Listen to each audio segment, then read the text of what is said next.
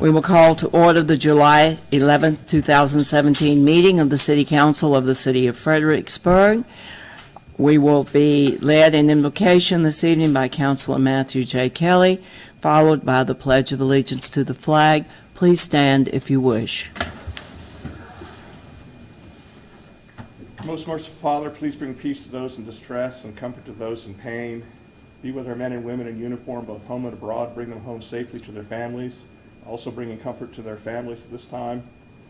Always remind us that we are here to serve, not be served, and acting in the interest of the entire Fredericksburg community. In your name we pray. Amen. Amen. I pledge allegiance to the flag of the United States of America and to the republic for which it stands, one nation, under God, indivisible, with liberty and justice for all. Thank you. We have no presentations this evening. We do move to item number 5, which is several public hearings. Madam Clerk, will you please read 5A?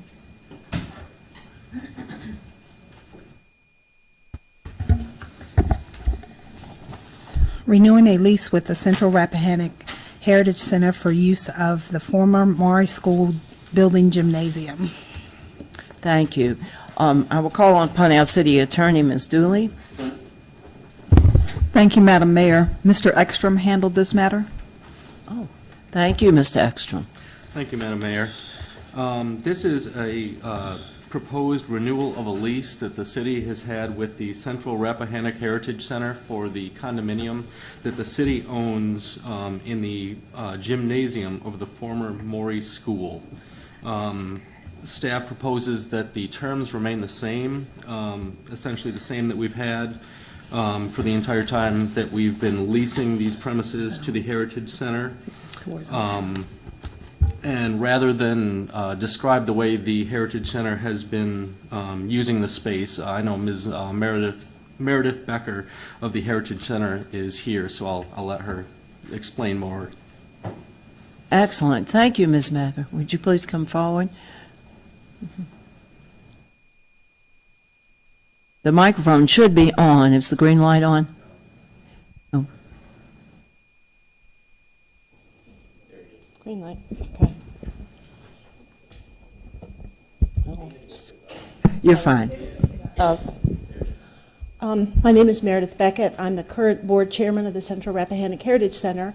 And as Mr. Ekstrom says, we currently occupy one of the spaces in the basement of the old Maury School. We have a regional archives located there.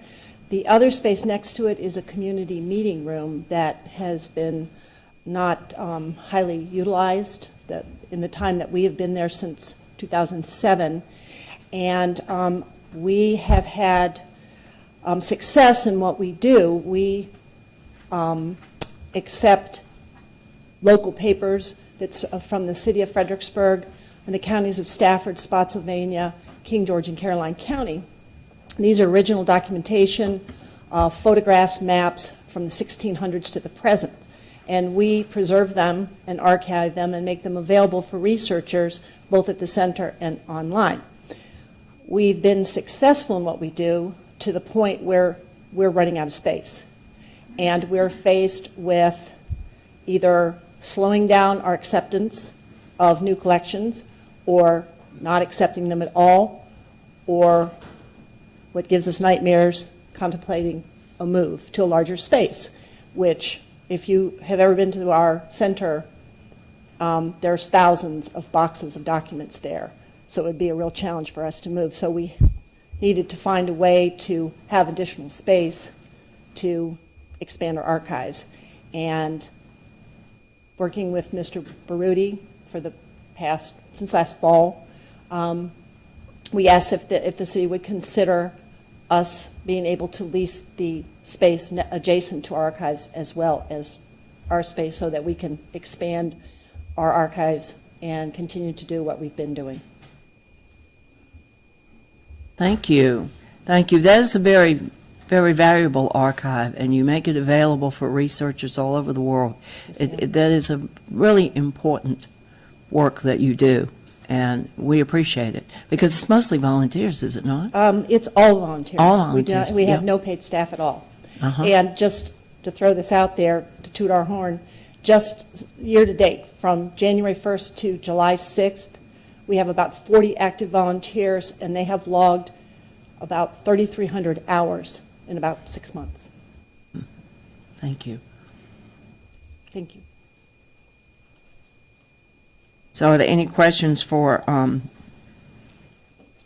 Mr. Ekstrom? Madam Mayor, Yes. I'm going to abstain from this vote because of my affiliation with the center previously, but they do great work, and those 3,300 hours are done in just 3 days of opening, so there's some dedicated folks down there. Again, I'm not going to vote on this because I'm a past chair of the board, and but they do great work. Thank you. Good. Any other questions or comments? This is a public hearing. It is before us. It is an ordinance, and it is a public hearing, and anyone who is here may speak to this matter. There is a 5-minute time limit to please observe. Would anyone here like to speak to this matter? Then I will declare the public hearing closed. It is available for us on a first and second read. Madam Mayor, I move first read, renewing a lease with the Central Rappahannock Heritage Center for use for the former Maury School Building Gymnasium. Second. Please cast your votes.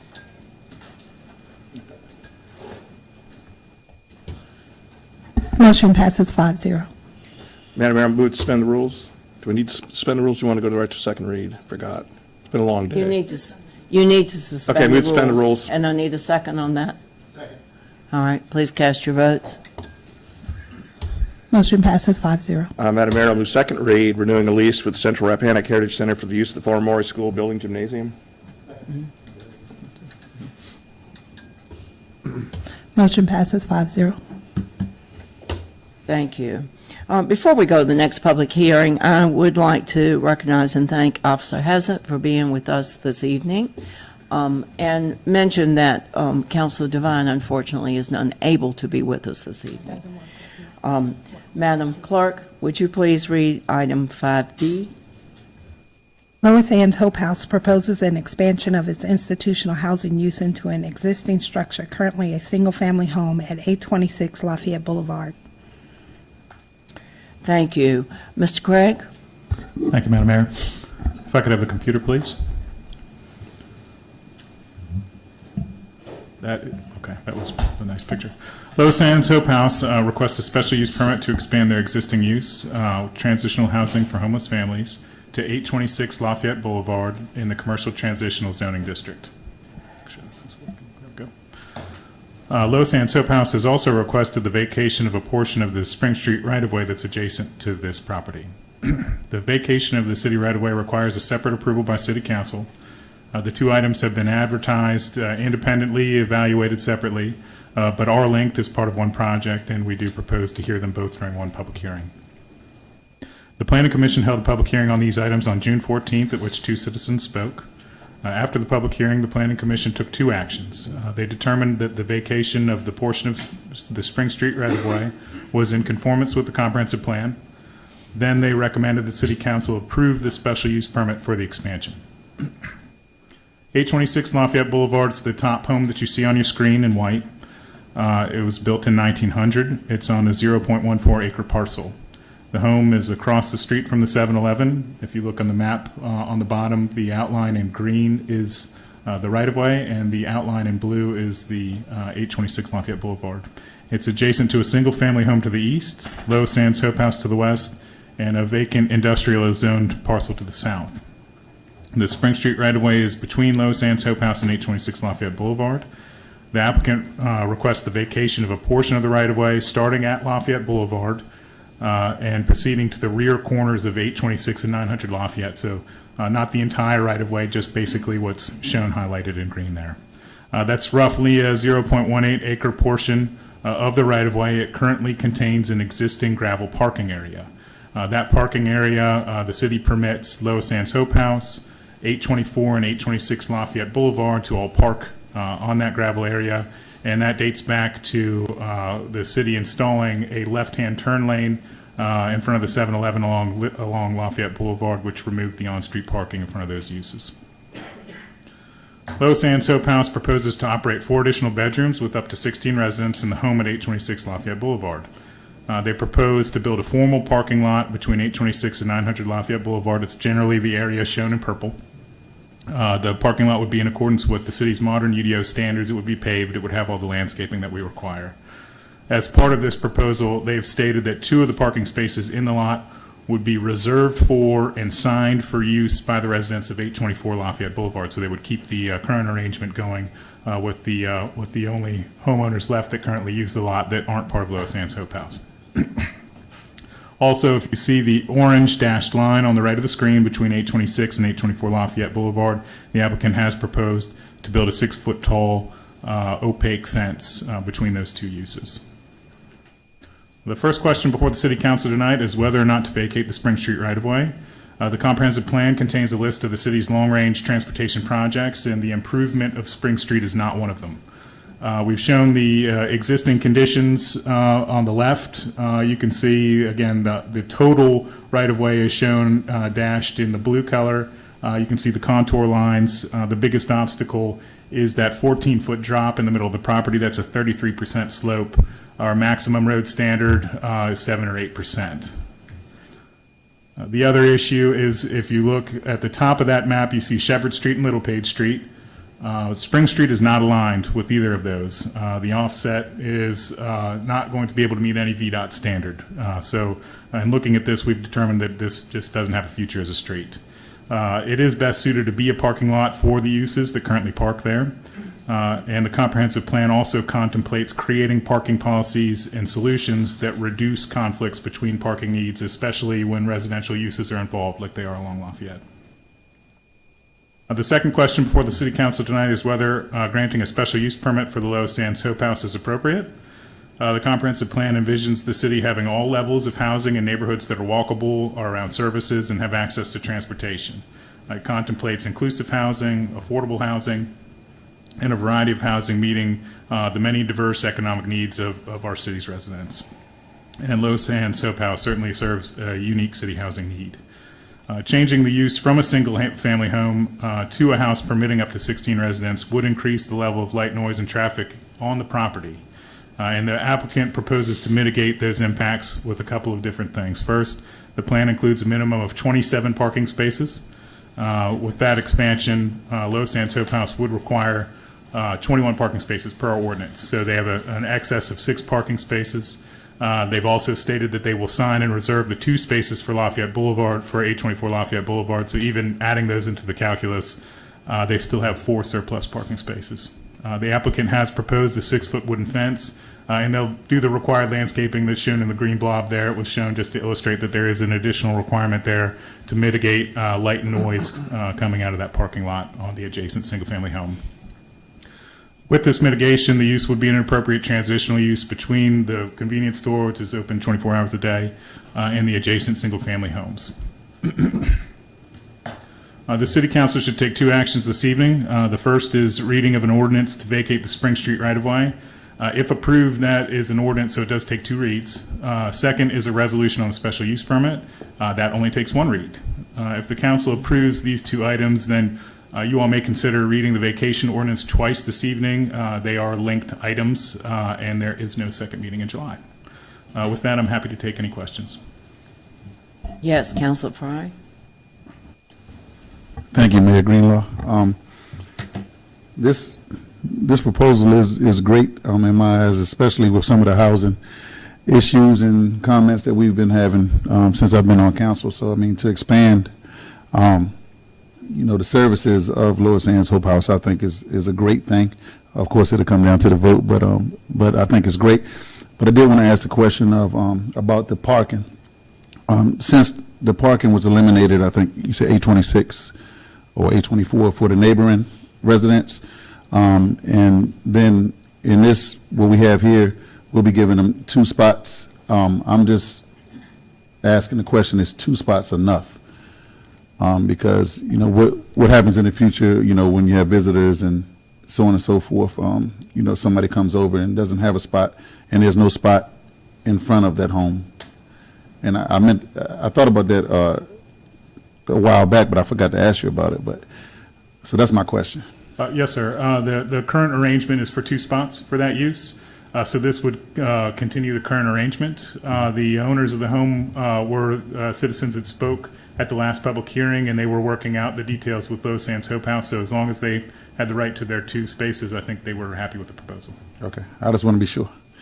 Thank you. Vice Mayor Withers. Thank you, Madam Mayor.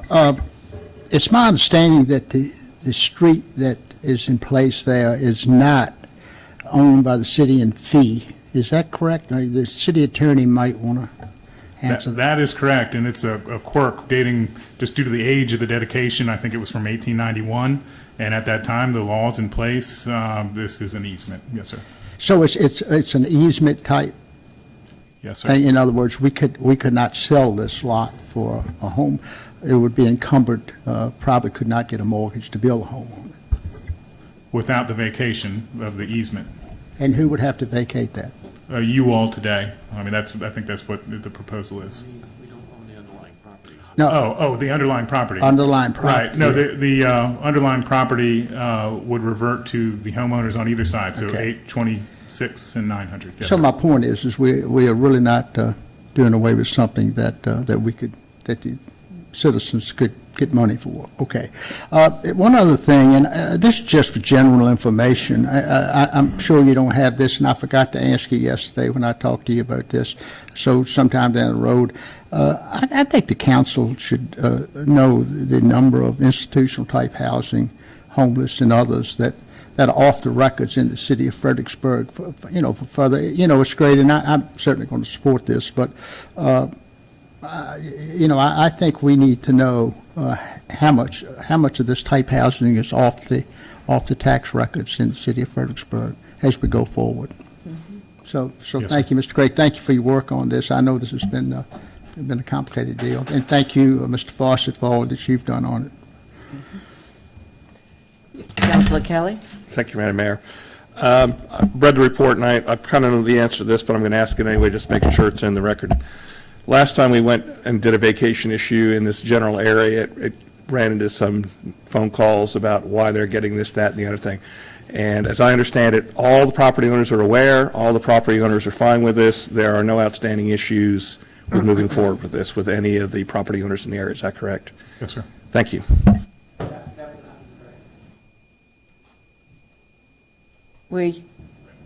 This is a public hearing. I'll give everyone a chance to speak.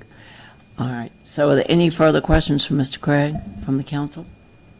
Well, this is a public hearing. If anyone wishes to make a comment or regarding this matter, please come forward to the microphone and give your name and your address, please, for the record. I'm pleased to be before you all. I'm Lisa Crittenden. I'm the Chief Executive Officer of Lois Sands Hope House. Thank you for this opportunity to speak on the behalf of Lois Sands Hope House, who's been in place for over 30 years, making a difference within our community, but not only in the city of Fredericksburg, Spotsylvania, Caroline County, King George, and Stafford. We have, in this past year, moved 41 families into their own homes. That's not inclusive of the amount of people that have been in our shelter. I'm unaware of any concerns that our community may have of us. We work diligently to be focused on the improving of lives for children and families impacted by homelessness. We work closely with the police department if we have any issues. Our staff are well established and experts in the field of social work and supporting these families, not just in housing, but beyond that.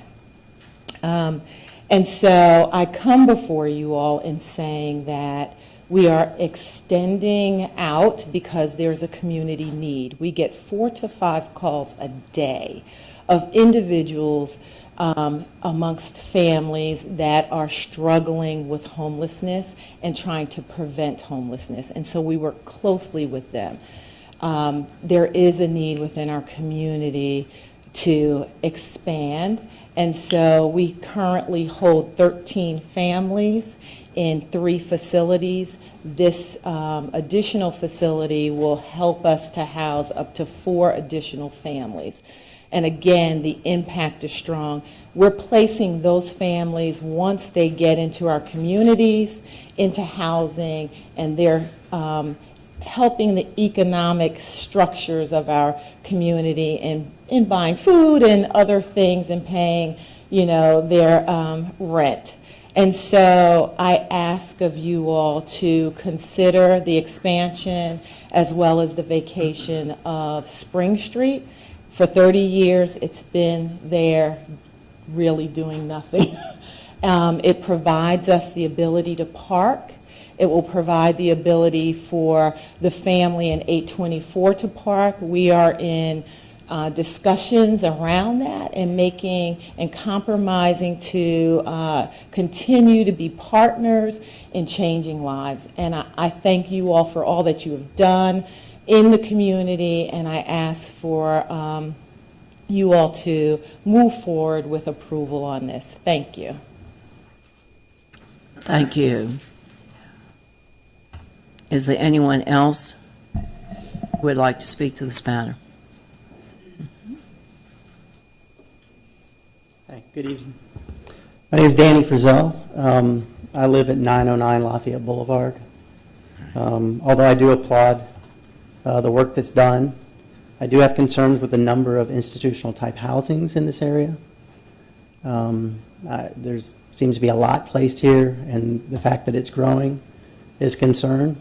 I've never been approached for any type of satisfaction or even thoughts on this expansion. I'm right across the street. Unfortunately, I applaud all the great they've done. I do, and my family lived through a lot of the negatives that come with it, whether it's the ambulance or police being called, almost weekly to the residents. It's something that needs to be considered. I know it's a need, but a saturation of it in one location, especially where I reside, is obviously a negative for me, but I'm concerned that it'll be a negative for this neighborhood. And I'm also concerned that it's a negative for what we consider the gateway to Fredericksburg. So I'd hate to see that this location slowly be downsized or turned to a more negative look. So that's I just wanted to mention those concerns. Thank you, Mr. Grisell.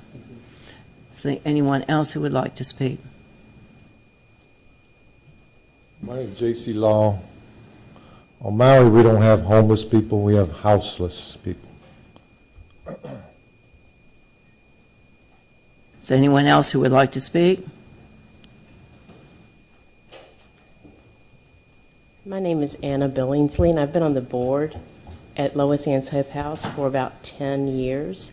And I didn't know much about Lois Ann's Hope House before I joined the board, but I will say that I have been so impressed by the fact that it's maintained as a home.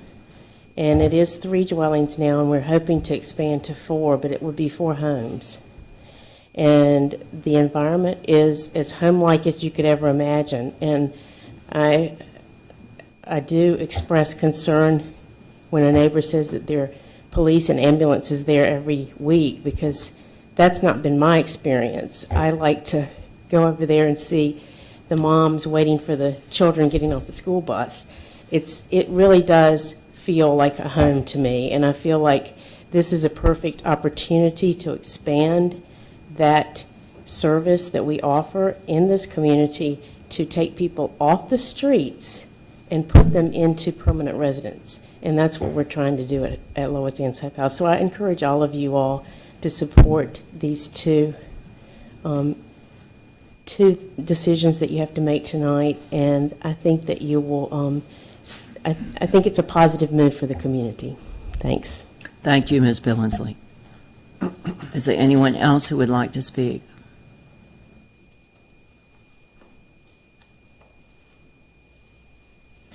In that case, we'll declare the public hearings closed. And the public hearings, I should explain, are both on the vacation of the right-of-way and the granting of the special use permit. So if there's no one who wishes to speak to these, we will declare the public hearing closed. Councilor Kelly. Thank you, Madam Mayor. With the comments just made with regards to incidents at Hope House, I would like to give the applicant an opportunity to That's- respond. We can do that. Okay, We thank can you. certainly do that. I would love to. So let me share, we do not have an incident that occurs every week at Lois Sands Hope House. Remember, we are right across the street from a 7-Eleven that has activity daily. There are other homes within our area. I will tell you, we have a security system that is recorded, that we have officers come into our facility to check the system around the neighboring homes. And so we do not have, has there been a police called? Yes. Has there been an ambulance called? Yes. We've had people that have had babies. We have people who have children that their children have been sick. There are arguments, but they have not been weekly. We would not be able to have the partnerships and the relationships with the neighbors that we currently have. I'm sorry that some folks feel that expanding would create some true conflicts within our community. That does not happen, I believe, at Lois Sands Hope House. I would not allow it to happen. And so I ask that you, again, just consider approving us moving forward to continue to make a difference in these folks' lives. Thank you. Thank you, Ms. Crittenden. Councilor Kelly. Thank you, Madam Mayor. A quick question for staff. If I'm not mistaken, the only other, do we still have the group home that's close by? There's a group home on Wolf Street, yes, sir. And that's for adult? Yes, sir. Okay. Disability. Okay, and that, anything else in the immediate vicinity that I can't? Not off the top of my head, I'd have to look at that. Okay, well, thank you. Madam Mayor, with that, I will go ahead and move first read on vacating a portion of the Spring Street right-of-way. Mayor, we need to close the public hearing. She did. She did. Did you? Yeah. I did close the Okay. public hearing. We asked, gave the applicant a chance to speak after the closing of the public hearing. Yes. So we did do that. Is there any further discussion? Please cast your votes. Motion passes 6-0. Madam Mayor, moves suspend the rules. Second. Please cast your votes. Motion passes 6-0. Madam Mayor, move second read vacating a portion of the Spring Street right-of-way. Second. Okay. Please cast your votes. Motion passes 6-0. Madam Mayor, I'll move a granting of a special use permit for institutional housing at 826 Lafayette Boulevard. Second. Please cast your votes. Motion passes 6-0. All right.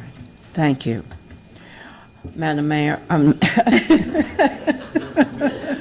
I've heard that too many times. I really don't hear it in my sleep. Madam Clerk, will you please read item 5C? Amending proffers associated with Highlander Park at Hazel Run accepted in 2003 by ordinance 0325. Again, I will call on Mr. Craig. Thank you, Madam Mayor. I think this file is the next file. 115 Young Street is a 12.44 acre parcel, and it is in part environmentally and historically sensitive. Then that, again, that's not it. That is.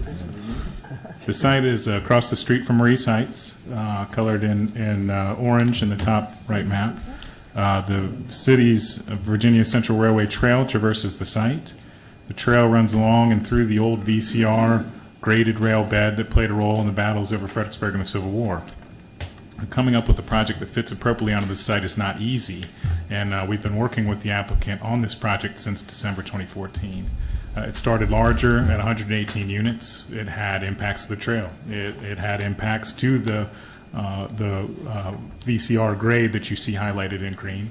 It had a layout that was accommodating units and not a good street network. We went through months-long periods of study on traffic and other items, denial recommendations, file closures, withdrawals on this. But since 2014, the applicant has continually refined his proposal, and now the request before you all tonight is to permit the development of 91 townhomes on the property. The Planning Commission held 2 public hearings on the proposal on May 10th and June 14th. They received public comment at both meetings, after which they voted 5-0, with 2 members abstaining to recommend approval of the rezoning. The site has an industrial history. Large areas of the site contain concrete rubble, metal, sawdust, other debris buried in the ground left from old industrial uses. The materials are non-hazardous according to their Phase 2 environmental. They aren't leaking noxious petrochemicals, but there is a lot of them. There's 63,000 cubic yards of material that must be excavated and removed from the site. The city's made policy decisions in the past to make it feasible to do this removal and to redevelop the property. Hazel Run, it's in blue at the bottom of the site on the top right map, is a primary tributary to the Rappahannock River. It's the southern boundary of the parcel. Typically under the Chesapeake Bay Act, this would require a 100-foot vegetated buffer from the stream into the site. However, due to the history of industry here, the City Council designated this site an intensely developed area in 2004 under the Chesapeake Bay Act, which permits more development on the site. It permits encroachment into that 100-foot buffer adjacent to the stream. The bottom left map, 6.97 acres of the site is currently designated as part of the 100-year floodplain. That's the green line is existing, if you can see that. Over the last 10 years, the applicant has worked with the city and the federal government to show that filling on site to raise up to 2.87 acres out of the flood designation, flood fringe, would have no impact on the watershed. The applicant received preliminary permission from the federal government to place that fill in 2008. During that process, the applicant received a community acknowledgement from the then city manager, Phil Rodenberg, that filling in the floodplain would be acceptable to the city. And as part of this project, the applicant would complete that regrade. Looking at how the property fits into the city, the top map, this site is situated along the Lafayette Boulevard corridor. It's adjacent to 2 significant open spaces. Maurice Heights is the bigger green area to the top left, the battlefield, the national park. And then the 10-acre city-owned park to the north of the property that was part of the cobblestone development. It's in the vicinity of a neighborhood to the north of Lafayette we were just talking about, with a mix of single-family homes, duplexes, and small cluster apartments. It's adjacent to the 398-unit cobblestone development. Both of those residential areas are shown in orange. The presence of the VCR trail makes this site, like those other residential areas, walkable and bikeable to and from commercial uses along Lafayette Boulevard, in the warehouse district, and those 2 areas are shown in red on the map, the downtown and the train station. Looking at the bottom map, the property is adjacent to industrial and commercial downtown zone property. It was rezoned to commercial downtown in 2003. That rezoning contained the GDP that you see in the bottom right of the screen, limiting the uses to a 24,000 square foot office park and a 78,000 square foot fitness center. The applicant proposes to amend the on-site proffers to permit 91 townhome units on the site. The proposed density here is 7.31 units per acre. The townhome development would conform to the general development plan shown on the screen. The plan includes complete streets with sidewalks and street trees, courtyards, and a nature trail along Hazel Run. The application also includes other proffers that are intended to mitigate the impacts of the development. One of them includes architectural proffers that the townhomes will be brick, stone, or hardy plank. On site, the development will be served by private streets and alleys. There will be a public access easement between Young and Willis Streets, so that new street that is being developed will serve as part of the public street grid. The on-site access plan does require modifications from the general development standards in the UDO. The block faces leading from the main roads towards Hazel Run, you can see them colored in orange, are roughly 50 foot shorter than the full block standard, and that's because they physically cannot be any longer. Some townhomes front on courtyards and open spaces rather than directly onto streets. 3 of the alleys are proposed at less than 24 foot wide, and that standard is one that we've bumped up against in the past. So I've included the Idlewild alley standard on the screen. It the Idlewild development was approved with 20-foot wide total easement alley, so the actual drivable space is a little bit less than that. This is to show that the alleys that are proposed here meet this modern standard, and just for some perspective, the alleys in the downtown average about 10 feet wide, but that really is probably too small. Public Works Planning and the Fire Department have reviewed the alternative proposed access plan.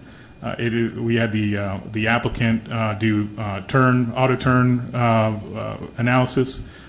We found that the proposal provides sufficient asphalt for city emergency vehicles, including the city's fire tower truck, to reach all the townhomes in case of emergency, and to provide adequate automobile circulation. The reduction in asphalt enables the implementation of the neighborhood design that we've asked the applicant to implement in the site, and that was challenged with significant environment and historical constraints. As such, Public Works Planning and the Fire Department do support these modifications. Looking at the potential impacts of the project, we'll start with traffic. In 2003, a traffic study for the fitness center and office park was completed. The study concluded that outside of the elimination of the left turn from Young Street onto Lafayette, left out, no improvements were necessary to Lafayette Boulevard at its intersections with Willis and Young Street, despite the development generating 3,228 daily trips, though there was an assumption at that time that Willis and Lafayette Boulevard would have a traffic signal as part of the cobblestone development. This revised proposed development would produce less than 700 vehicles per day. That's a 78% reduction in the number of trips allowed by right. In 2016, when this proposal came back, the applicant was required to reanalyze Willis and Lafayette Boulevard intersection to ensure that it could handle the cars from the development without improvement, and their study shows that it does. In 2003, site distance and intersection geometry were deemed two issues that make the left out onto Lafayette from Young Street unsafe. And there's a little bit of kind of the data we've been looking at on the screen, both the VDOT standard and a rough GIS sketch that we produced to double check. As part of the Highlander development, the applicant would be required to eliminate this left out movement. This was a point of discussion with the ERI schools. They had concerns about eliminating left-hand turn.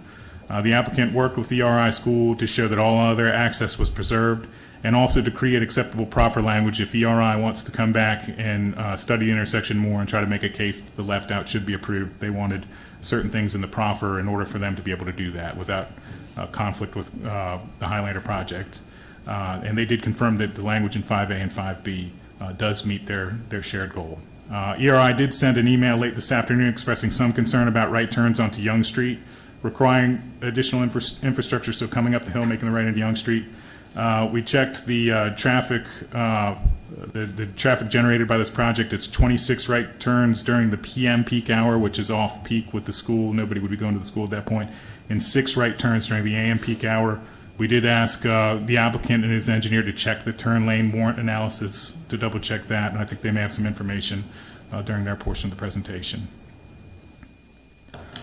This screen does show the revised Highlander Park infrastructure and how that would impact ERI's access. The greens are out and the purples are in.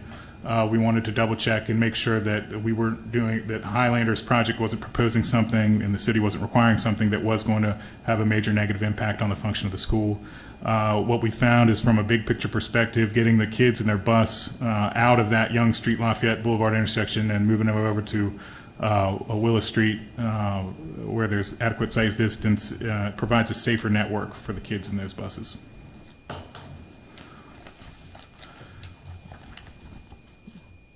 Our student generation calculation says that in the city, 91 townhomes will generate 42 school students. In 2015, Mosley Architects completed a school capacity study that included student projections. We've taken that data, it hasn't been updated since then, but we've been doing our own updates. They had built in kind of a by right projection, so what we've done is take every entitlement and every student generation estimate and built it into this model. That's what you see here today. The blue column highlighted in blue represents 2017. That includes the proposed 42 students from Highlander. And what this chart shows is that there's capacity in the schools for the proposed students from this project through 2019. To offset the capital impacts of the projects on capacity, the applicant has proffered $100,000 for the schools payable prior to the first occupancy permit. In terms of public facilities, the applicant has not proffered cash to offset public capital impacts on other public safety facilities. This screen shows how the project interfaces with the VCR trail in Maurice Heights. The trail will be shifted. You can see it in light blue. It's around the traffic circle in the middle of the page, and then over all the way on the left and the west of the screen, there's a shift there as well. We've looked it through. The shift will not negatively affect the trail, nor will it require any regrading of the historically significant VCR grade. That was a big issue that we've worked through with the applicant, not to touch that grade. The applicant has proposed a modified type D buffer that's shown in purple to the right of the screen, and it's between the site and Maurice Heights, which is highlighted in pink up at the top. The buffer is proposed to be planted in the city's direction in concert with 2 interpretive signs, and that was something we requested. We wanted not to just put a blanket buffer out there, opaque buffer. We wanted to have some control over creating view sheds, not only to Maurice Heights from the trail, and work the signage in to make it kind of a cohesive element. We wanted to do that in addition to protecting the views from Maurice Heights, and that's something that the applicant accommodated. Part of this proposal is to fill in the flood fringe. The fill was approved by FEMA in 2008. We did have a citizen come talk about this issue, have concerns over this issue with the Planning Commission. They're a property owner in the floodplain in downtown.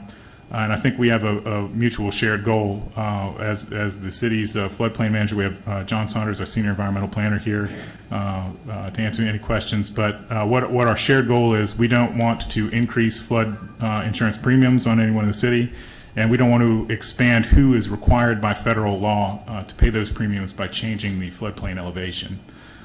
We worked through the details with this citizen as much as we could, and then followed up with the Federal Emergency Management Agency.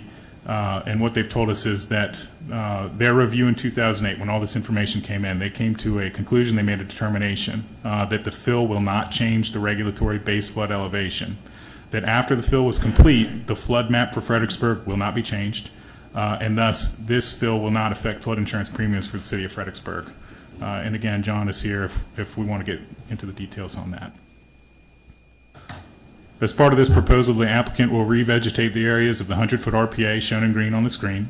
By ordinance and statute, the applicant has several options for treating stormwater pollutants running off the site. So both of these are kind of environmental features, quality features, as opposed to quantity like the floodplain. When they're treating their water, during a typical site plan, they have a choice. They can treat stuff on site, or they can take a regional approach, buy credits, not stuff, buy treatment credits within our existing watershed off-site. So they have that option by right. Working with FOR throughout this application process, there's a value in having localized on-site treatment, having pollutants removed from the stormwater here before it's discharged into Hazel Run. The applicant has proffered to locally treat at a minimum 1 of the 7 pounds of stormwater prior to entering Hazel Run. So it's another environmental benefit. Staff's recommendation is based on the application's conformance to the vision and values expressed in the city's comp plan and the purpose of its ordinance. The project would replace abandoned industrial buildings with new masonry or hardy plank townhomes. That, along with the additional residents feeding adjacent commercial uses in the corridor and the warehouse district in the downtown, would all contribute to revitalization of Lafayette Boulevard. Residential housing goal 9 is home ownership, and it's an important part of the city's vision. It's really hard to achieve anymore in Area 7, especially amidst the concerns we all have about the rental to ownership ratio. So we've been looking at Area 7, and this is the area from the canal to College Terrace to Hazel Run to the river. This is really the last parcel that can be developed as a significant number of single-family homes that can add homeowners into the downtown area. There will be some infill opportunities, smaller developments like the brownstones that went through, but a larger site that can accommodate a significant amount of single-family homes. This is it. That weighed into our decision. Our recommendation is for approval. The Planning Commission also recommended approval. I'm happy to take any questions. Council Kelly? Thank you, Madam Mayor. Back in 2010, we passed the city's preservation plan, which requested that any all presentations from staff related to development that we comment on historic resources, damage to acquisition, et cetera. Can you give us the highlights, as it was not here, on what the impacts are, the issues on the site with regards to specifics on battlefield sites? Yes, sir. As much as I know, the big issue, there were two major issues identified in working with the National Park Service and our historic resource planners. View sheds to and from the battlefield was one. Second was the main feature that we focused on site was the grade of the VCR rail bed. That was a feature that still exists that warranted protection. So we worked with the applicant to try to protect those two things, and that's been the kind of the major thrust of our work with the applicant on historic resources. On that point, you mentioned earlier on with regards to the potential buffer for the project. You said we have asked for and we will be in charge of the buffer. Does the we include just the city, or does that include you and the National Park Service in that discussion?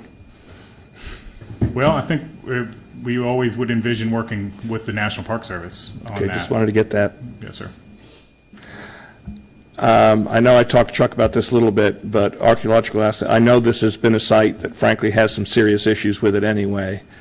But we've always talked about when opportunities arise for archaeology and doing any type of phase 1, phase 2. Was that discussed? And if so, what was the ultimate response in that discussion? The applicant has completed a phase 1 and phase 2 on the site. And what it found was environmental problems. It had to do with rubble and debris in the ground. It didn't find any historic, well, I'll let the applicant speak to that because it's been a while since I've read it, Matt, and I don't want to say the details wrong. Okay, thank you. Any other questions for Mr. Craig? Is the applicant present, and would he like to speak? Thank you, Madam Mayor, City Council. My name is Carl Braun. I'm the applicant.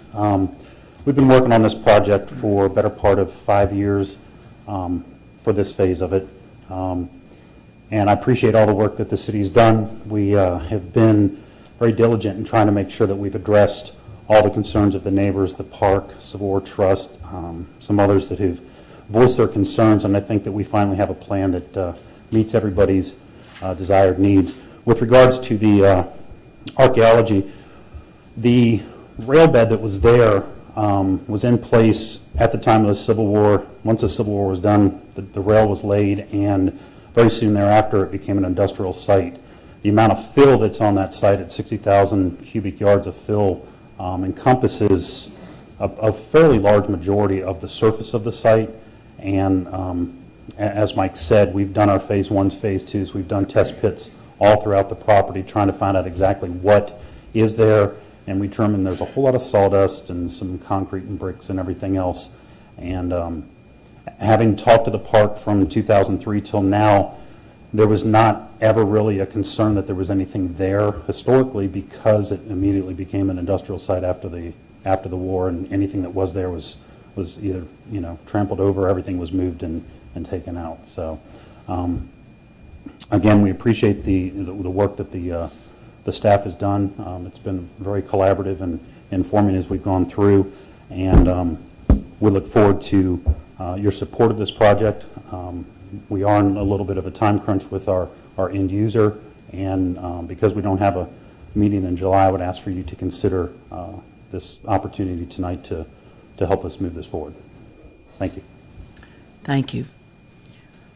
Actually, excuse me, one other thing. I'm also here with my lawyer, Senator Stewart, and Justin Treadle from Bowman. I'll actually have Justin talk about the right taper lane on Lafayette Boulevard that was addressed a little bit earlier. He can give the numbers of how that works out. Thank you.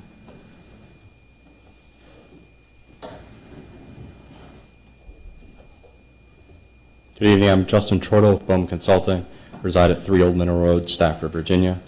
As Mike indicated earlier, we were given the concern about the right taper earlier today. We looked at the traffic analysis done back in 2003, as well as the updated one that was done by Ramey Kemp back in 2016.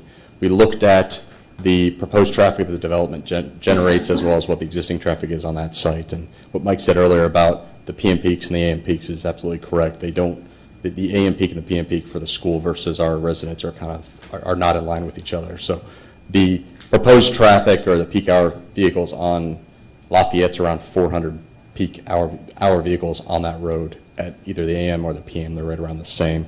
We're proposing 26 turns into our site during the PM peak, people coming home, and we're proposing 6 right turns into the site during the AM peak. So the chart that VDOT provides, they give a warrant analysis for right turns, for tapers, for turn lanes, as well as turn lanes and tapers combined together. We've looked at their chart, we've plotted those data points on that chart, and for both scenarios, we fall under the no turn lanes or tapers required for the development. So. Thank you. Are there any questions?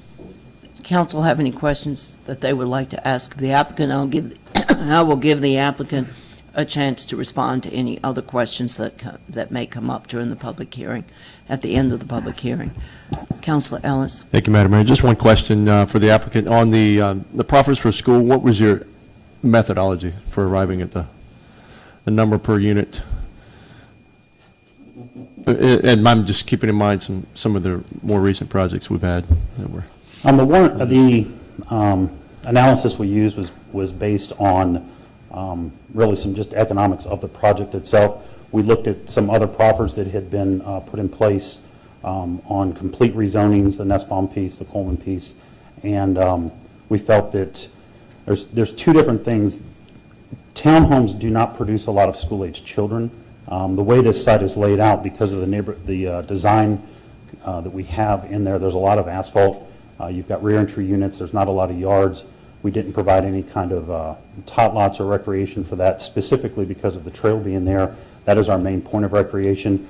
And this is going to be geared more towards either empty nesters or young professionals that are coming into the market looking for great transportation, being just 6 blocks from the train station, being able to get on the trail and go there and take a right turn and hit 95 or left and hit Dahlgren. And as we went through our data, we just realized that that number of school-age students just isn't warranted once they get a little bit older. And with the design, I don't think we're going to have that many. So, thank you. And I have one more. Yes. And I probably should have asked you when you were up, sir, but Carl, I'm sure you can answer it as well. I was reading through the memo. I didn't see it. It may have been in there. It was an 800-page packet, I think, this time around. But the site or the project is currently approved in terms of the traffic impact that turns out of the project. I know what we've got right now. How does that compare to what's already been approved? what was approved initially, the approved GDP generates 3,228 trips a day. Dropping from the 110 units that we came back in with, and that traffic study was based on dropping down another 19 units, we're down to about 574 trips a day. So we're at about 17% of that traffic. With that comes a reduction of all the turns and everything else. Okay. And it's a very, very low impact. Looking at all the different things over the years of what we could have done on this site, this is the least intensive development that could be done and actually benefit the city as well by bringing more residents to it. Okay. Thank you. Thank you. Councilor Fry? Thank you, Mayor Greenlaw. And staff, I guess you guys can help me with this question. Could you share the projected tax base for this for the future? You have any Chuck, figures? that's a number I don't have. Okay. I would like to, yeah. Because it's always good, to know, especially when we're going to have the impact. And it's always the case of when we have new development that everybody seems to think that there won't be any children. And I just wanted to share that. We hear that comment a lot. And then next thing you know, you see kids everywhere. And you need a bike rack that the city might have to install by Lafayette Boulevard. So, thank you. All right, Vice Mayor Withers. Thank you. Yeah, I have a couple of concerns about this. Staff, you can help me with this. In the packet was a letter from the recycling plant that adjoins this property across Hazel Run, the noise factor. How much consideration was given that? I know that's, people are going to be buying these townhouses. I guess they're taking that on for themselves, but we're the ones going to be getting the phone calls if there is in fact a noise factor. Yes, sir. So how much discussion was? We looked at two things: the elevation of the plant, which is higher than the proposed townhomes, which will have some impact. Actually, three things: the significant natural buffer that would be between the townhomes and that facility, and then the fact that there's other homes in the area, and there certainly will be smell from the plant. There currently already is, and there will be additional light and noise, but it's not mutually exclusive. How about the ERI situation? Has that been satisfied? I didn't quite get what you're talking about as far as the bus traffic going in and out. Obviously the big thing, it was my understanding that the buses didn't really have room to turn around on that site. They would go in one way and come out of the other. So is that? Yes, sir. And if you want to go back to the graphic. No, that's fine. Okay. I saw the graphic, but I mean, the buses will be able to circulate either way that ERI plans for in their master plan. And so they are okay with that? I've had two conversations with them today. I think they said they're okay with 5A and 5B, and they understand the change in the circulation. They did raise the concern about the right turn lane. That's a good operation for us in the city. I think everybody here has been very supportive of that school. So I would hope that the partnership between this project, if it's approved, and ERI, I hope they continue to work together to make it good for everybody.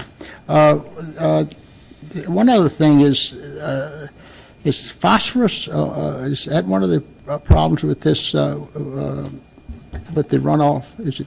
That's a standard water quality. It's part of indicator. Thank you, Chuck. So it's standard. Yes, so it's going to be pushing off 7 pounds a year, yes, sir. And we're treating 1. Yes, sir. On site. Right. Yes, sir. On site. And then I guess it's by right they have the right. We can't make that a change. Well, you're gonna have 6 pounds running into Hazel Run. Yes, sir. And like you said, by right, they have the choice. They can purchase the off-site credits, and that's generally what people have been doing in the city. It's a better statement probably coming from John. And it's just no way to improve that treatment on site. That's a good question for the applicant. Would you like to answer that? I mean, I'm looking for a way to help you here, but Right. these are concerns. Really, I think are major concerns. We, and I'm going to defer to Justin in a minute on that, but with regards to the actual numbers and the engineering that goes behind it, when we came to Planning Commission, one of the reasons for the second public hearing and the time we spent there, we went back, re-engineered, and actually had to go through a lot more engineering to get to the point where we could actually guarantee a containing of that phosphorus. The site has a lot of limitations to it with regards to that. Through some of the plantings and the replanting, the RPA, some of that might be able to be filtered out, but we were going to contain that 1 pound of phosphorus on site.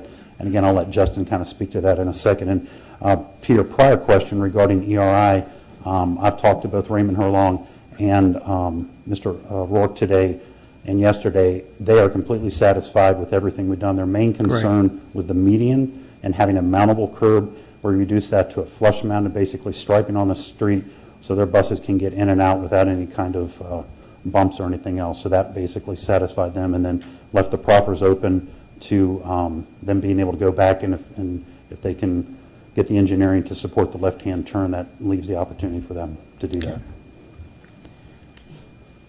I think the key item here is we are treating everything we need to treat. It's the difference between, are we treating it on our site or are we treating it off-site in another facility? So if we're required to remove the 7 pounds, which I believe is what we need to do, it's being removed, but there are certain limitations that you put on the site that prohibit cost, area, land, various other things that we need to think about when we design these things. So in a lot of cases, it's I don't know if it's better, but it's the way it's done is you purchase the credits off-site at another facility. It's cheaper. It's what you're trying to do. It's not always true. No, I mean it's not always cheaper. What we try to balance between is an on-site facility versus the credits, because in some cases, there are things we can implement that are cheaper to do on-site than they are off-site. But then there's that fine line where we have to draw, as in, okay, if we add 1 more pound, are we now tripling the cost of something versus purchasing the credit, which in de facto provides the same removal? You It's know, just the in a problem different is location. that run is fragile already, and adding that additional 6 pounds, you know, it's just, Yeah, and I mean, exactly. Carl said there's no current on-site treatment, so we are providing treatment upon what's there today. And really the key is we treat within the watershed. So it's not like we're purchasing it for a different watershed outside of the city of Fredericksburg. So okay. Listen, thank you, guys. Thank you very much. And thank you, staff. I know you guys have been working on this a long time. I think we first brought this up when I first came back on council 3 years ago, and so I know it's been a hard job. Thank you all. Yes, Councilor Duffy. Thank you, Mayor.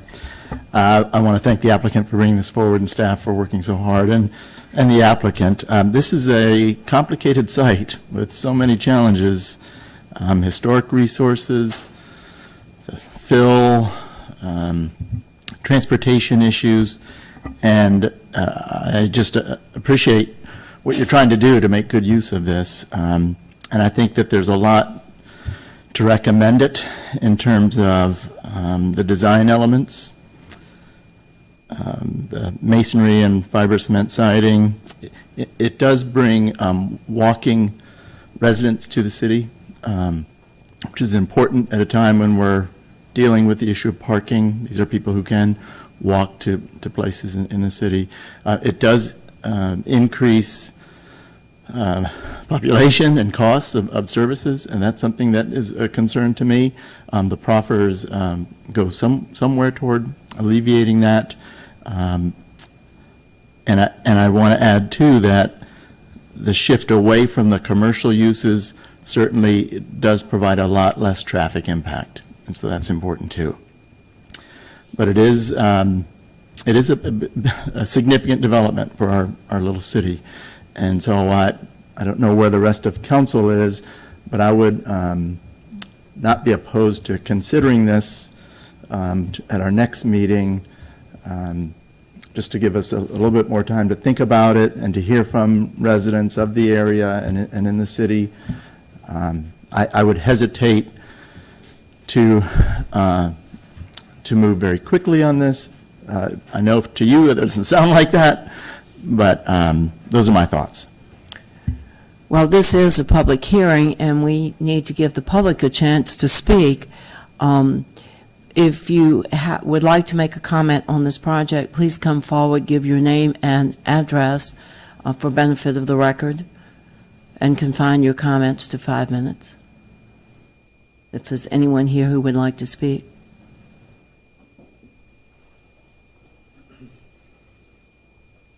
I'm Danny Frizzell. I live at 909 Lafayette Boulevard, so once again, this will be right across the street. I do have some concerns. I guess concerns for me, my family, I guess the neighborhood, and Fredericksburg in general. First is the school one. I know that was addressed, but I think that might be a conservative number. If it's not, then the other thought would be that these are either commuters or walkers, which too often they're not walkers or commuters. So the concern would be either for the school or the traffic. Traffic is a concern. I know that they approached some numbers on the amount of traffic on Lafayette Boulevard, but I live there and I can tell you that it's been a lot more since 2003. Cobblestone changed the traffic a lot. Once again, the gateway has changed the traffic a lot. So I live there and it takes a while just to get out of my driveway in the morning just to get onto the street to go to work. So that is a concern. Also, the noise and then the buses would be a concern. Also concern would be a lot of times townhomes end up being rental units. That's been a big trend across the country, and we've seen it a lot here in Fredericksburg.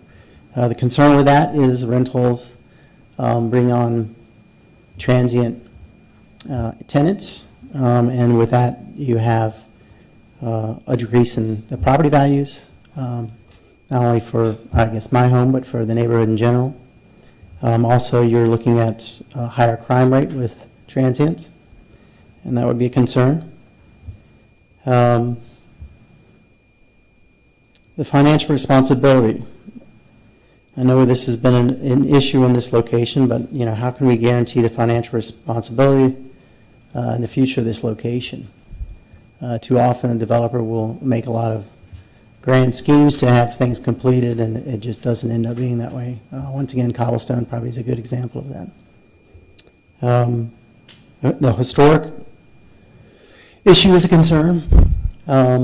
I know this will probably change the view from standing on top of the cemetery and what you're looking at. I'm concerned with that. And then, of course, the trail or the rail trail being moved, or the traffic on it, or the traffic crossing it just to use the trail. So these are a few of my concerns. And once again, this being the gateway to Fredericksburg, I don't know if this is an overambitious size for townhomes. 91 does seem like a large amount. So I would express concerns there for the amount of traffic, people, and as you said, just having a lot more people in the city of Fredericksburg. So, thank you. Thank you. Is there anyone else who would like to speak?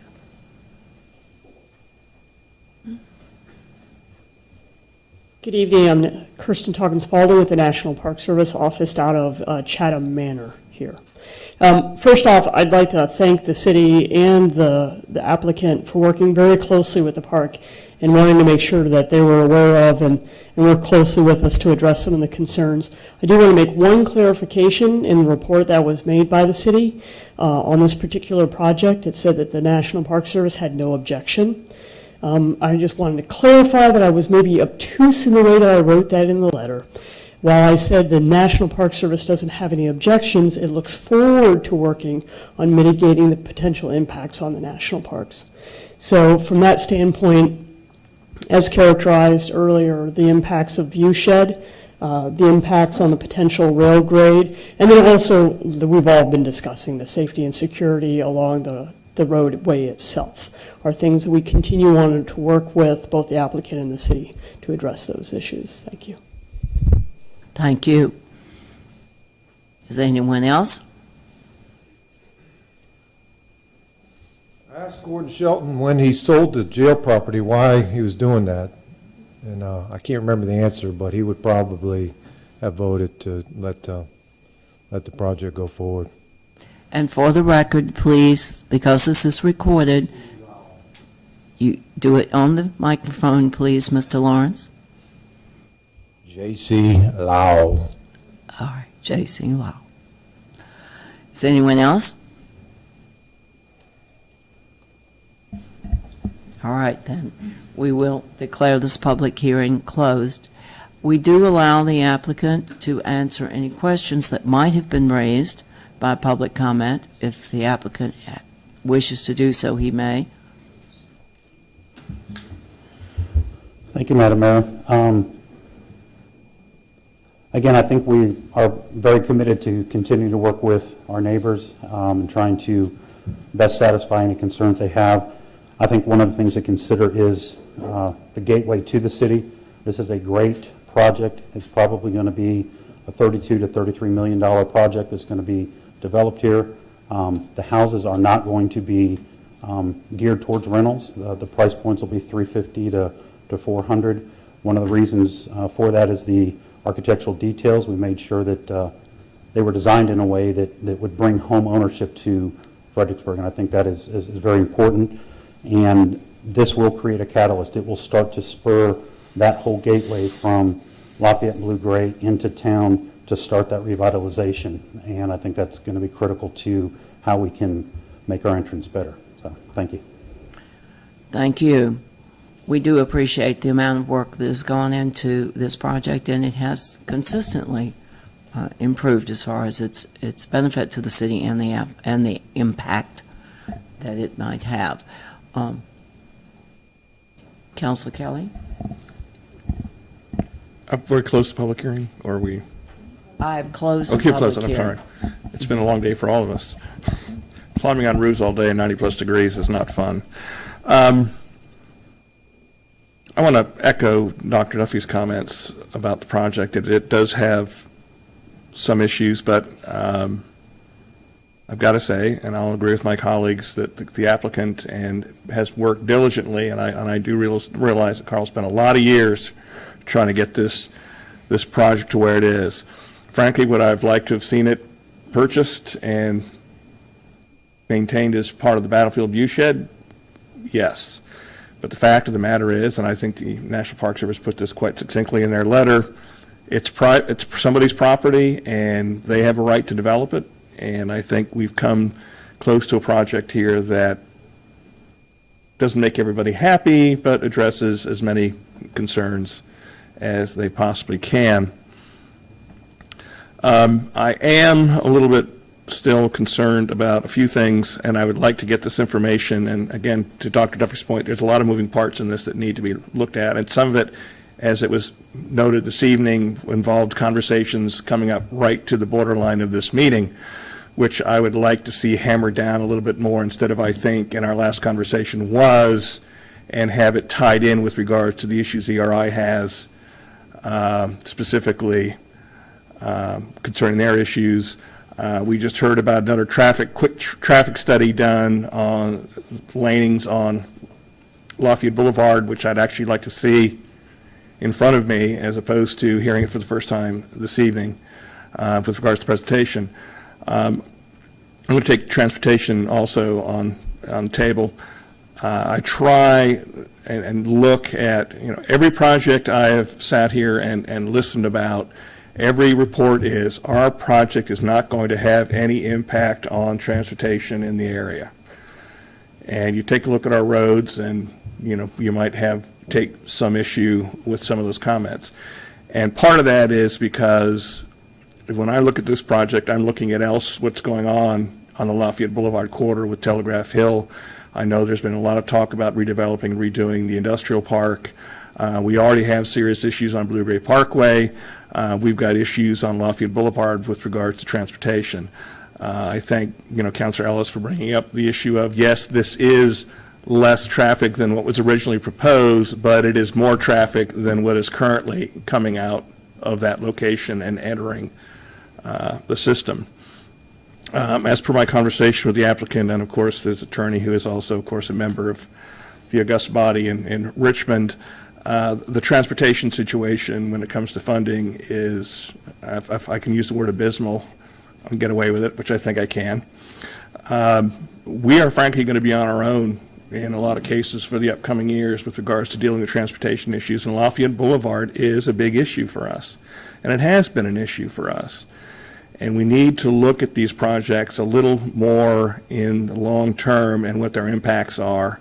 And I would like to have a little bit more time to look at that possibility. We've talked a little bit about potentially a transportation district in the Lafayette Boulevard corridor to help us out, and I know we chatted with the applicant about that today. I want to get a little bit more information on what we can do with that.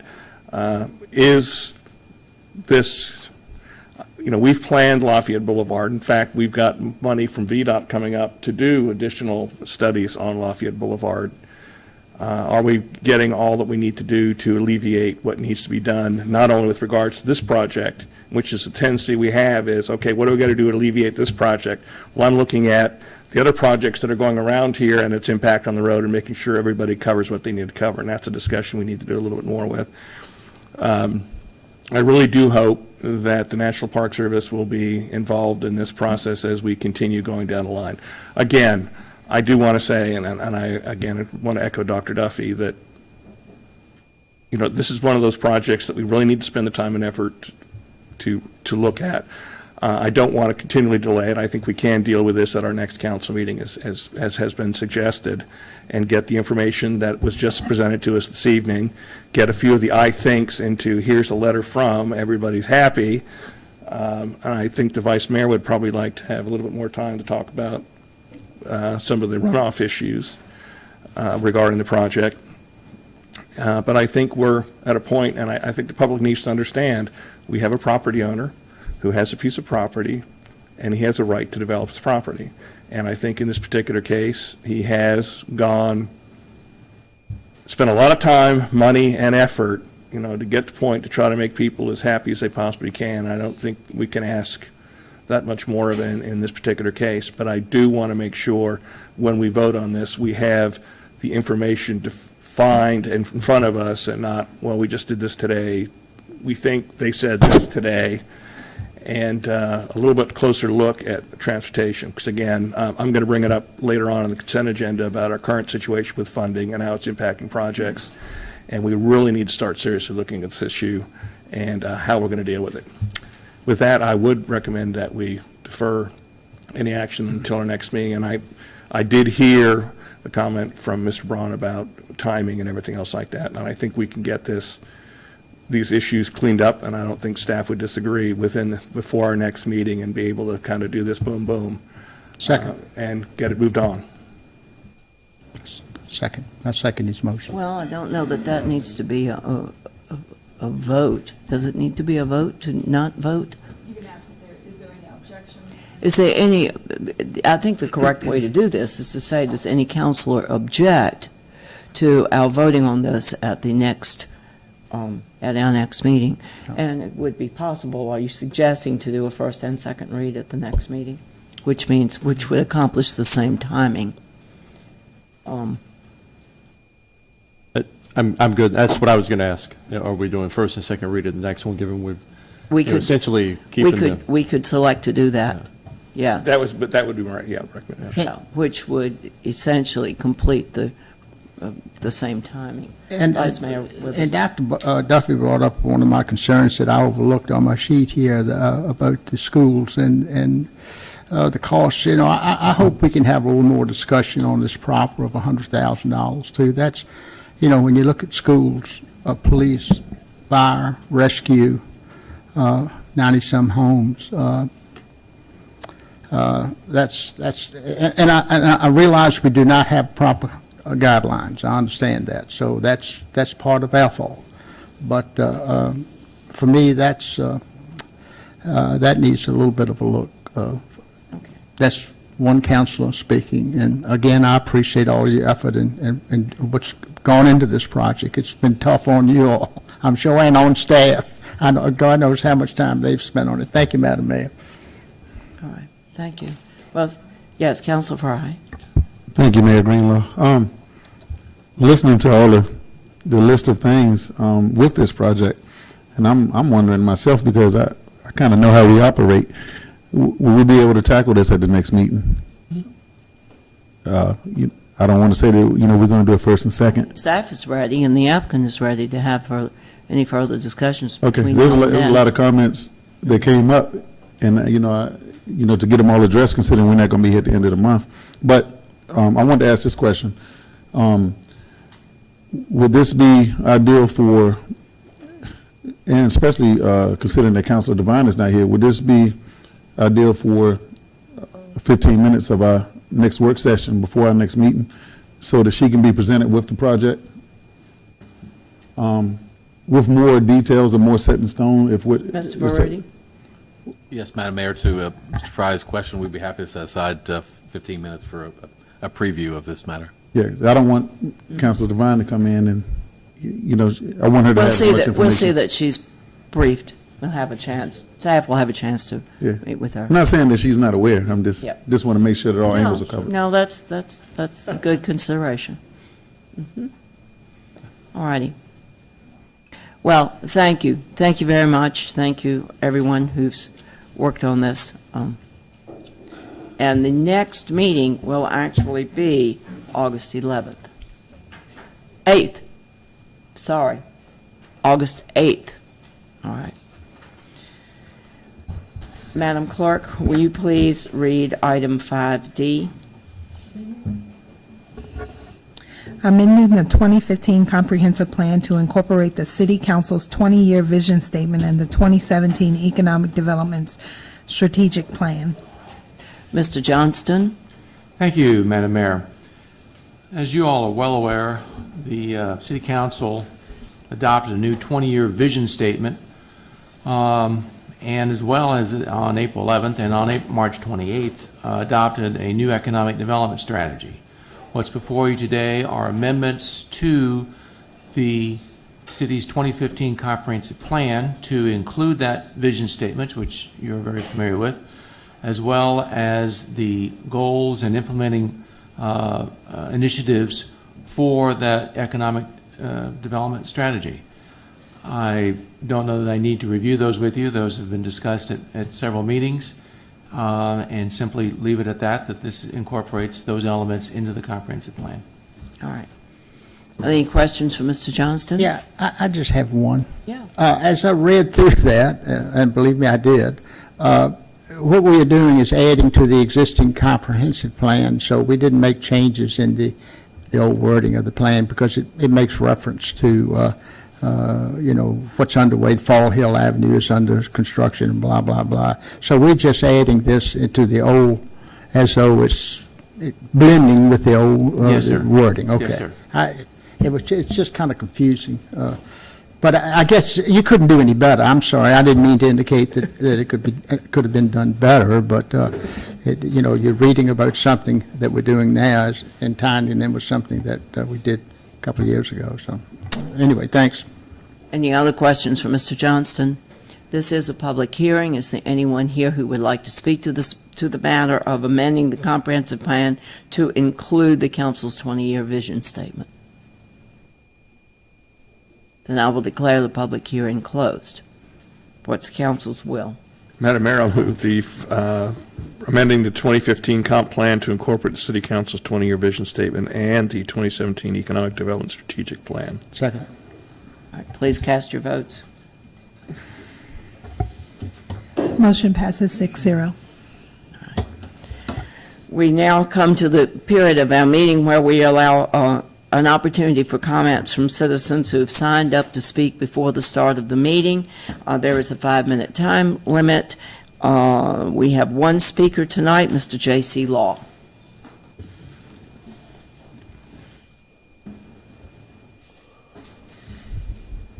Aloha, all my brothers and sisters in Fredericksburg and the surrounding area. My name's J.C. Law from Maui. I used to live in Fredericksburg for 25 years. You might have known me as James Lawrence. If you all go back in the minutes, for about half of those 25 years, I've asked more than 100 times for one thing. Now, if you average 1.5 minutes per request, it adds up to more than 2 hours standing here. If you add up 2 hours for each person in the council and the staff, that's a lot of time spent with no result. Now, I'm going to say this, it might be the full moon, but the definition I've heard of insanity is doing the same thing over and over again and expecting a different result. I agree with that. Why don't you do what's right? Do what's Pono. Put the bench back on the sidewalk in front of the visitor center. Mahalo. Thank you, Mr. Law.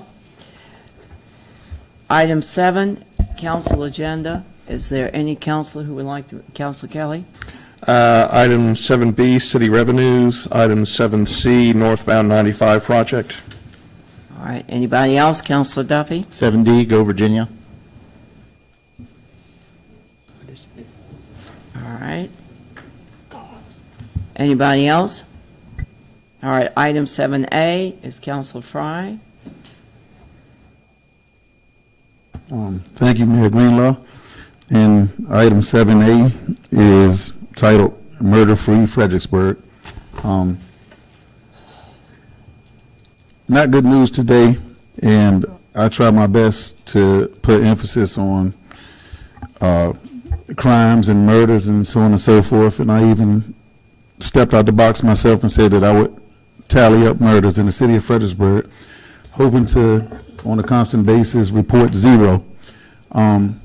And sad news that we did have a murder recently in the city of Fredericksburg, And I would like to publicly say rest in peace to the young man who lost his life in the city. It frustrates me because, you know, you don't have control over what folks do.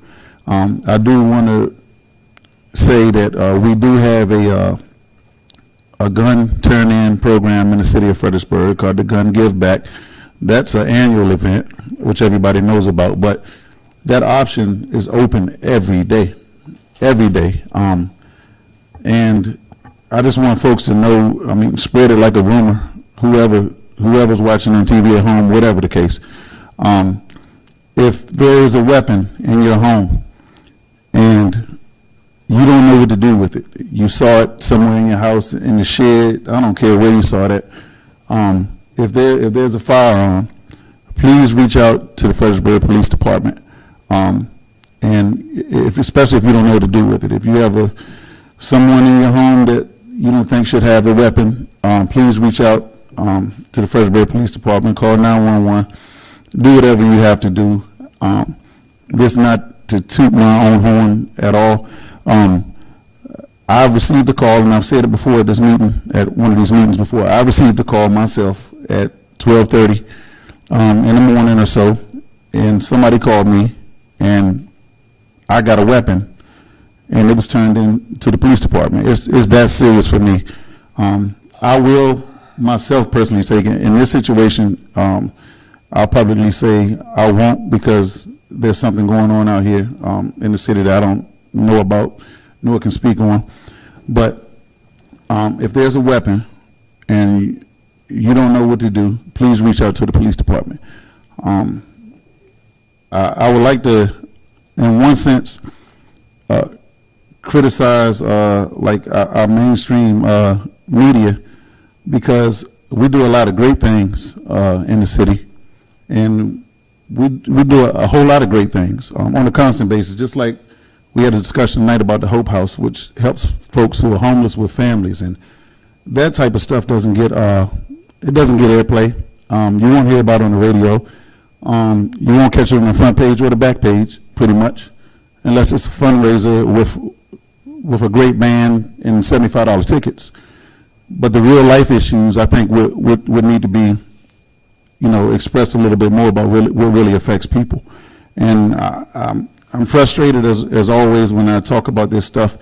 But when you have something that goes on, and you can turn on the news and you can hear that it's on TV, and somebody can call me and say, "Hey, guess what? It's on." That totally doesn't make sense to me. If we can't get, you know, coverage on the great things we do, don't come for the bad things, because all it is a follow-up of more negativity. And we live in too great of a city to be everything based on negativity. And I just want to say that folks can take it how they want to, but it just doesn't make sense to me, because there are a lot of great things in the city of Fredericksburg. And I wish that folks would have more respect for life in general. And I'd like to say thank you to, you know, all the city staff and the workers and everybody, the council, everybody, everything that we strive to do to make things better for people. And it really saddens me when we have something like this. So that's it, Mayor Greenlaw. Sorry that it's bad news tonight. Thank you, Councilor Fry. Item 7B, Councilor Kelly. Thank you, Madam Mayor. Recently, I made a comment to the council with regards to the revenues as they were post-2009 or pre-2009 through to today, and where we were at. And it was brought to my attention by the city manager that I was not correct in my judgment on the revenues. So first off, I want to apologize to the council and to the public for putting out erroneous information, and also ask staff, and I know the city manager was very kind about saying I didn't want to comment in public. If I say something out of line, I want to be called to task for it, because I do not want to be putting out erroneous information. I will point out in my defense with regards to the meals tax, we did raise the meals tax in 2009, which was part of the reason we got the bump in the meals tax. And we are a little bit above it, but we've still got a ways to go to get us back where we need to be from when things. But again, One of the problems we have in politics today is we never want to admit that, we've made a mistake, we've done something wrong. And frankly, when you do something wrong, you should up to it, take the hits, and move on. So my apologies. We are doing better than I stated. And again, in the future, if I do say something incorrect, do not hesitate to just bring it to my attention. If I put it out in public, I expect you to respond in public. That was all in that item, Madam Mayor. The big one. A quick run down memory lane with some of the highlights. In my earlier permeation on council and service on FAMPO, I had the honor and privilege, in quotes, of being lectured by the Secretary of Transportation to the effect that FAMPO and the local jurisdictions basically could not be trusted in handling the issue of the gridlock on I-95 between Route 3 and 17, and the state was going to step in and take care of this problem. After that lecture, the state went and reviewed a bunch of projects and picked the projects that are basically north and southbound with some additions, which, by the way, was a locally generated project, not by the state or the feds, which spent 2.5 years for some people working on that project. Fast forward to today. We just went through the second round of Smart Scale, and the northbound portion of the project is still not funded. It is interesting to note that we did see some discrepancies with regards to the Smart Scale process. One glaring one being, why are localities responsible for having to take on interstate projects of national significance in the case of 95, yet when they were rated by VDOT, they're rated based on their local impact, not on the impact on their entire system. We also looked at a situation where, to give you an example of how things are working on the transportation front right now, while northbound 95, which again, lectured 5 years ago by the Secretary of Transportation that this is a critical state need to improve this, while it did not get funded, a project on 95 south of Petersburg did get funded because it scored higher in the current state matrix. And that was a concern to us, and we made some recommendations to VDOT, who made their recommendations to the CTB recently, and are basically telling us they are going to continue with the matrix as is. So we have that issue. I want to applaud the mayor for, I know, the work she's been doing on the transit capital and their recommendations they submitted to the CTB, which I have now talked to at least 5 members of either the General Assembly or the State Senate, who basically said the chances of those recommendations being brought forward basically is a snowball's chance in hell. That there will be no additional real funding for transportation in the foreseeable future.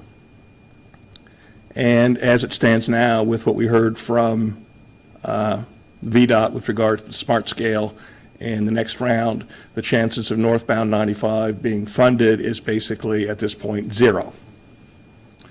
So understanding those dynamics, discussions have started at FAMPO between staff and some of the elected representatives and our CTB representative, Hap Connors, on pulling the I-95 northbound project from our priority list. If the state wants to take care of the interstates and the feds say this is critically important, they need to deal with it. The only other option we have right now that we have discussed to keep this project on some type of track is to do something similar to what we did with Cowan Boulevard, which is start basically taking allocations years out and committing them now to a project, which in turn puts other projects in jeopardy. That's the choice we've been left with, basically, at this point.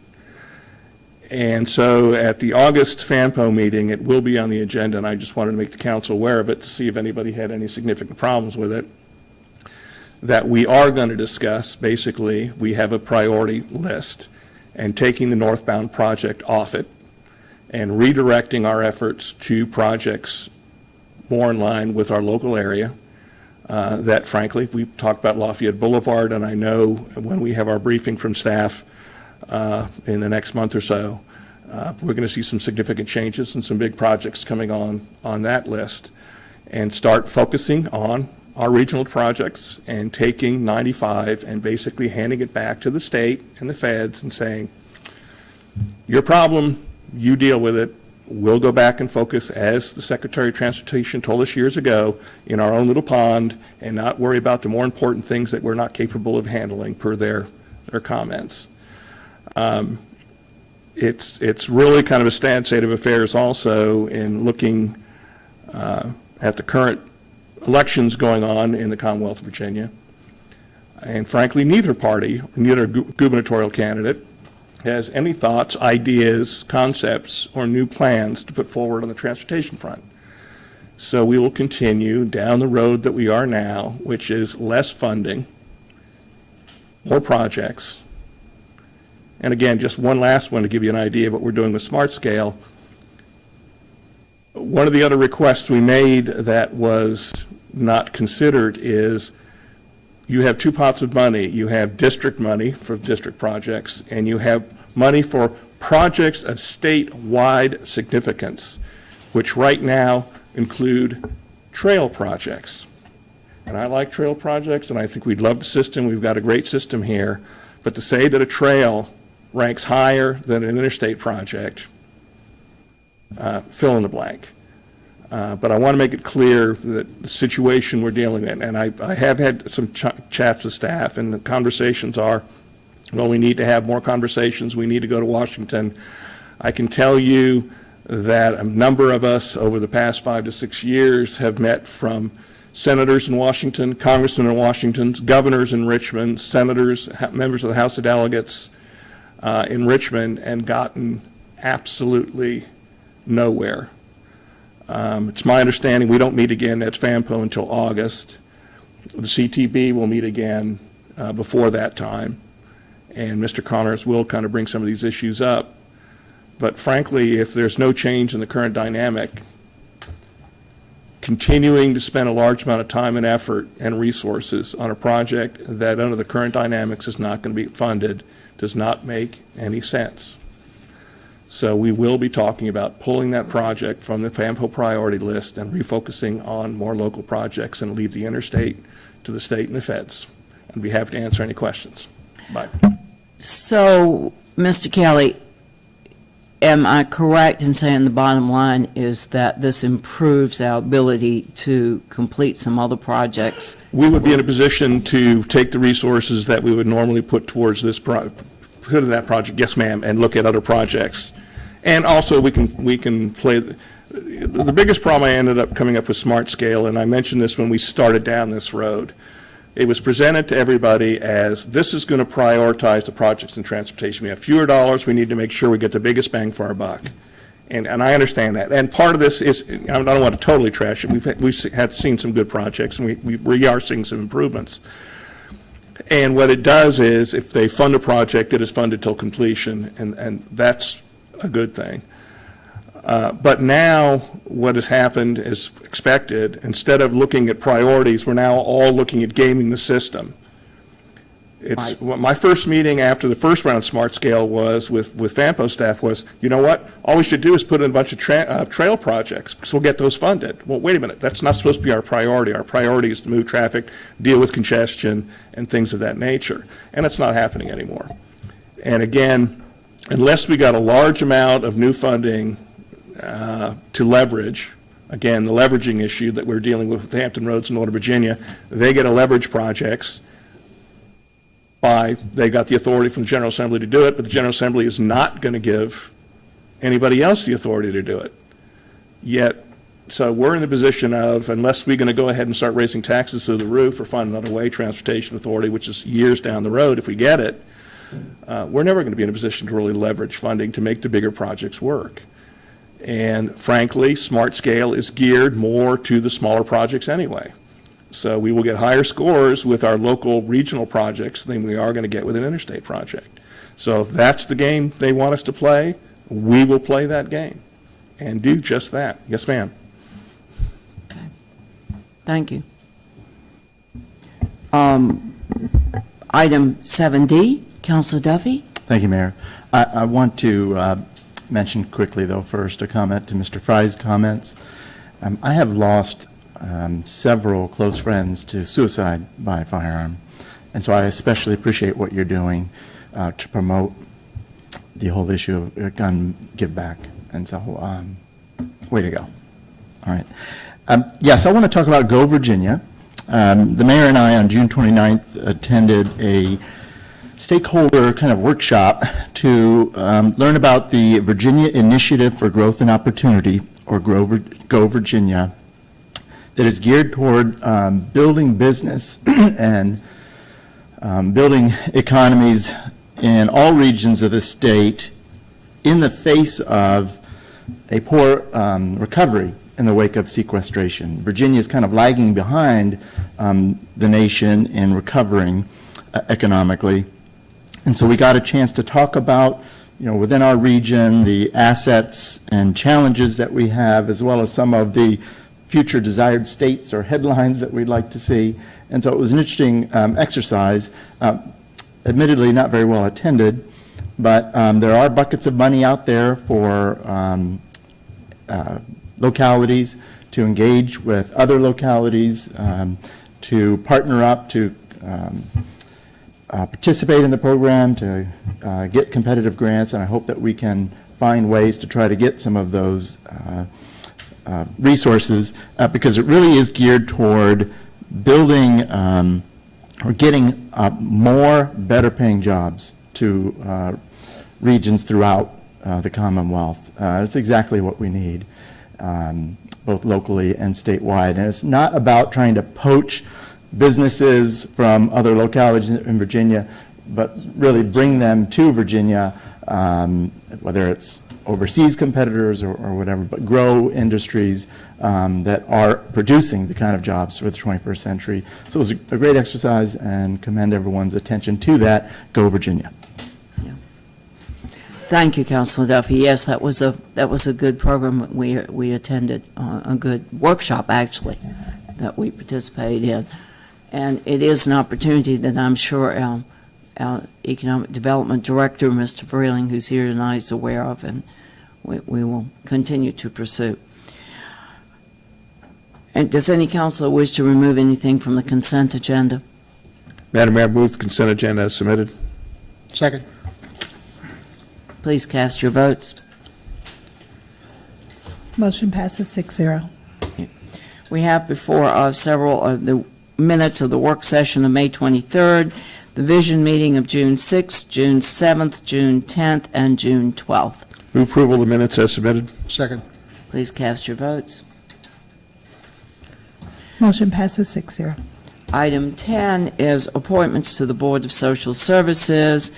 We have one member of the board who is eligible for another term and reappointment. We have 4 applicants. I want to first, and we can select 2 from the 5 eligible people. I would like to say thank you very much. It is delightful to see that we have citizens willing to volunteer their time on the many boards and commissions that we have, and this is a very important board, the Board of Social Services, and so I thank everyone who have submitted their application. Unfortunately, we can only appoint 2 of these 5 tonight. Madam Clerk, do you want to poll the council?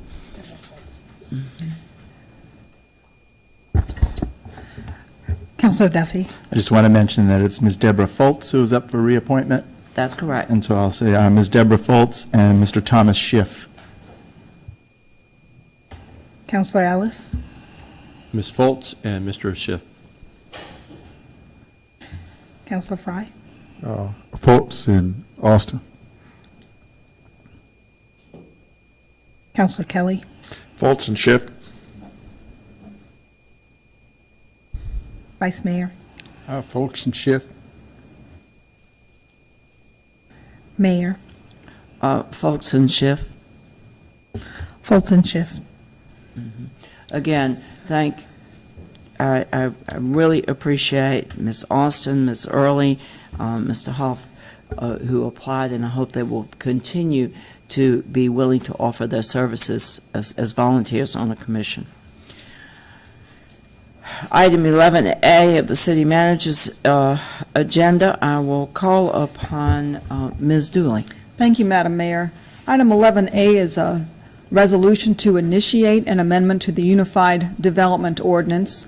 This amendment reflects changes made by the 2017 General Assembly that relate to the rollout of broadband wireless communication services. Specifically, what we're trying to do is to work with a change in the model of delivery of these services. And that change is going from large macro towers that we often see on private property to what they call distributed antenna systems, which are smaller monopoles, more the size of an ordinary utility pole, and small cell antennas. So we see a broader distribution of the smaller poles and the small cell antennas that bring a concentrated service level of wireless communication services. So this UDO text amendment is one item in a number of legislative items that we're going to ask Council to review. This does advance Council's priority number 29, which is to make the city the fastest in Virginia for broadband, and it certainly helps us keep up with the private sector rollout of 3G, 4G, and 5G wireless communication services. The action tonight, again, is to refer this matter to the Planning Commission for its recommendation. Thank you. Any questions for Ms. Dooley? We were briefed on this in a work session earlier this evening.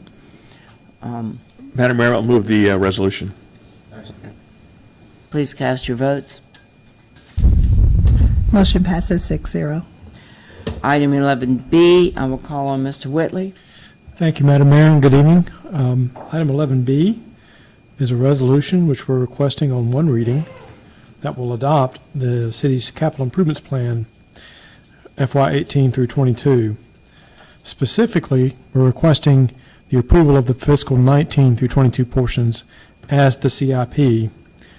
The FY18 portion has already been approved and appropriated as part of the budget. It's the FY18 capital budget. So we're requesting the 19 through 22 portion. The 19 through 22 approvals would not represent appropriations, and the plan may be changed in future budget years.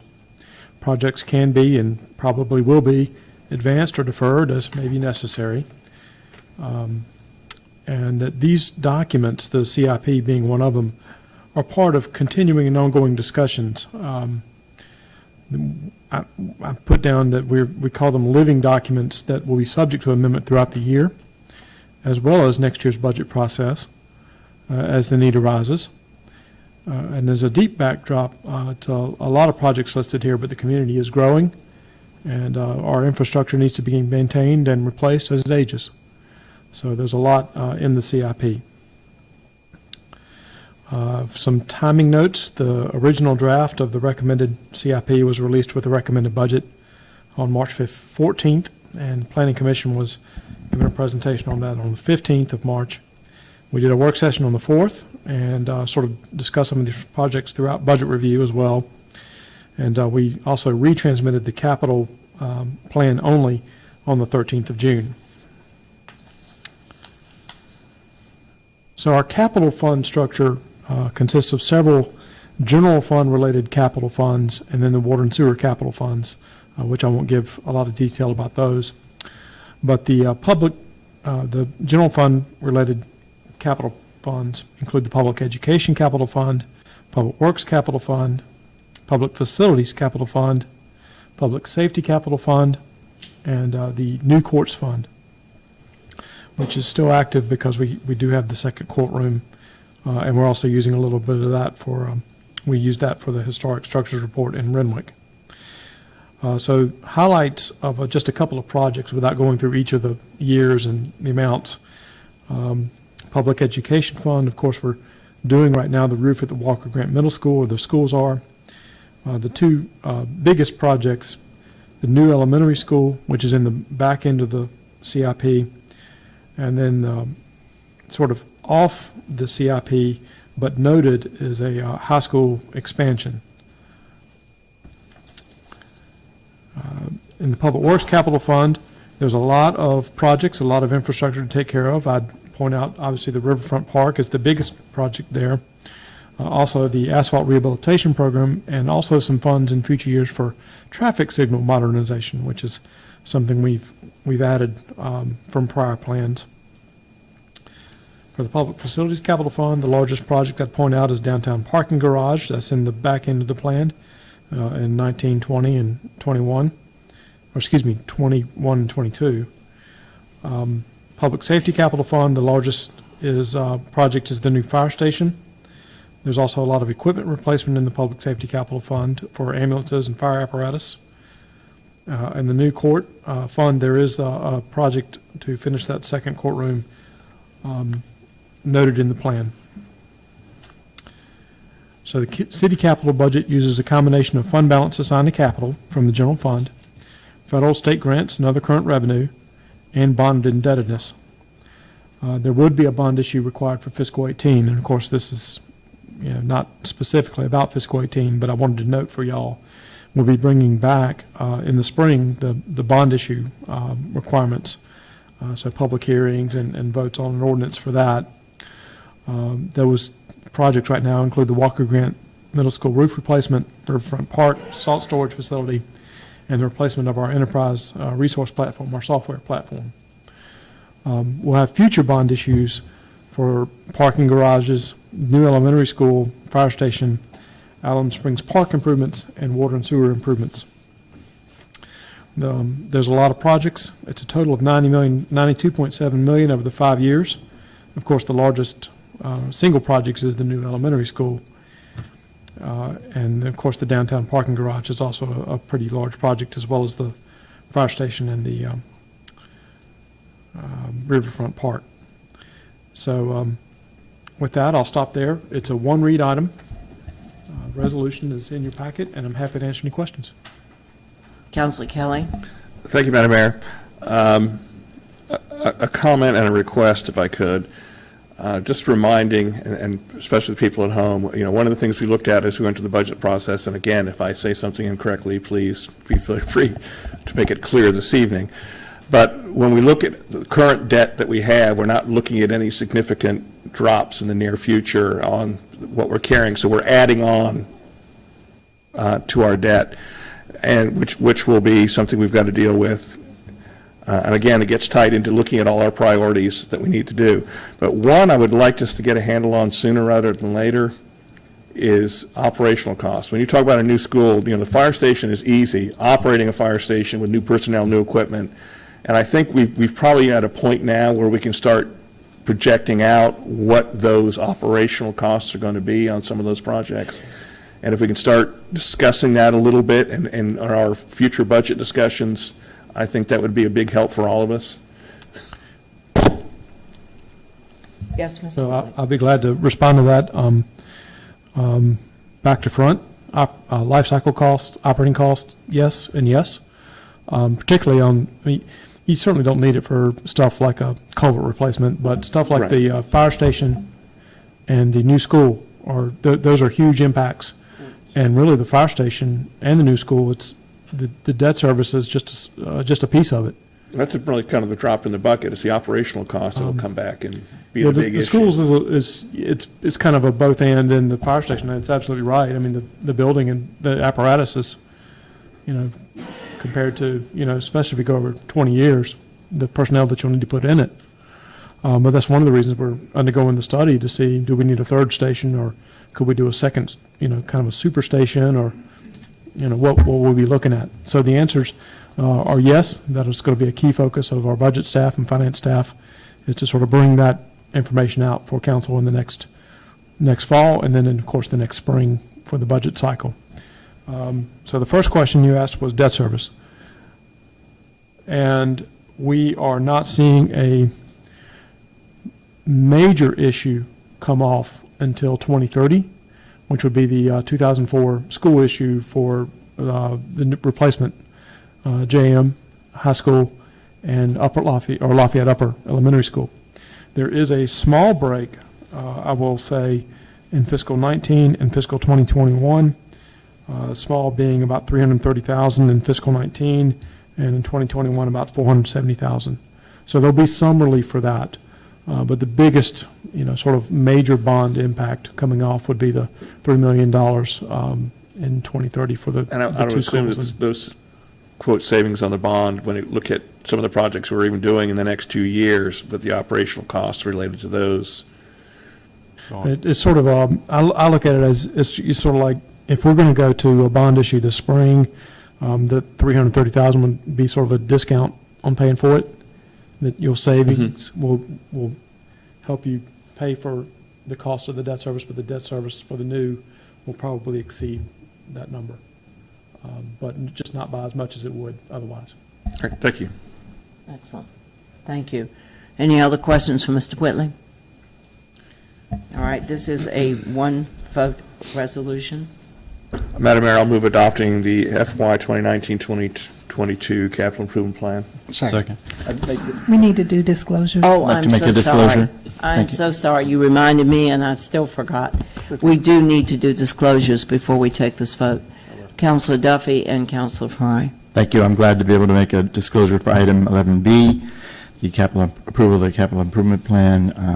I want to state that I am an assistant principal at Walker Grant Middle School in the Fredericksburg City Public School System, and I am able to participate in this transaction fairly objectively in the public interest. Thank you. Councilor Ellis? Thank you, Madam Mayor. I'll state that my wife is a employee of the public school system, and I'm able to participate objectively and fairly in the proceeding. Thank you. And Councilor Fry? Thank you, Mayor Greenlaw. My spouse is a member, my spouse is an employee of the Fredericksburg Public School System, and I'm able to participate in the transaction fairly, objectively, and in the public interest. Thank you. Thank you. Now you may cast your votes. Motion passes 6-0. Thank you. Item 11C, I will also call on Mr. Whitley. Thank you, and thank you for the CIP. 11C is the reinstatement and renaming of the old Economic Development Opportunity Fund.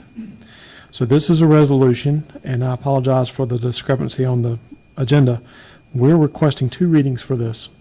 It would require 2 readings, but we're not having a second meeting in July, so we're requesting 2 readings for this.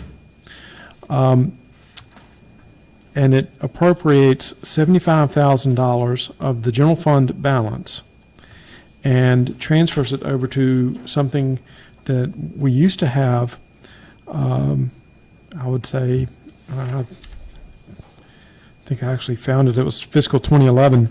We created something called the Economic Development Opportunity Fund. And the original amount was $50,000, $750,000. We had some activity, but the fund was closed kind of, well, it was before that, but then in the recession, it ended up closing out. And those accounts have been dormant, but they're still there. And so we're requesting that council revive this. It does support the priorities of city council, including the desired future state of becoming an employment epicenter. So the fiscal impact would be to transfer $75,000 from the general fund to the new fund, which has been renamed the Fredericksburg Opportunity Fund, and putting that money into a contingency account that we would then bring back if we had a specific need for it. And I would want to recognize my friend Mr. Freeling, who is very happy to discuss a little bit more how this ties into the council's economic development priorities. Thank you, Mr. Whitley, and Madam Mayor, members of council.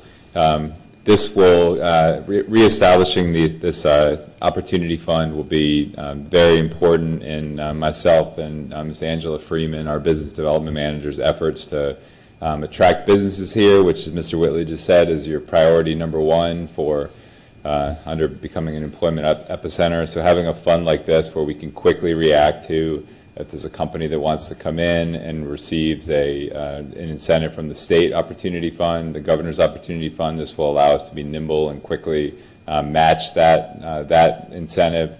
Opportunity fund incentives from the state level do require a local match, so this gives us a mechanism to quickly react to that.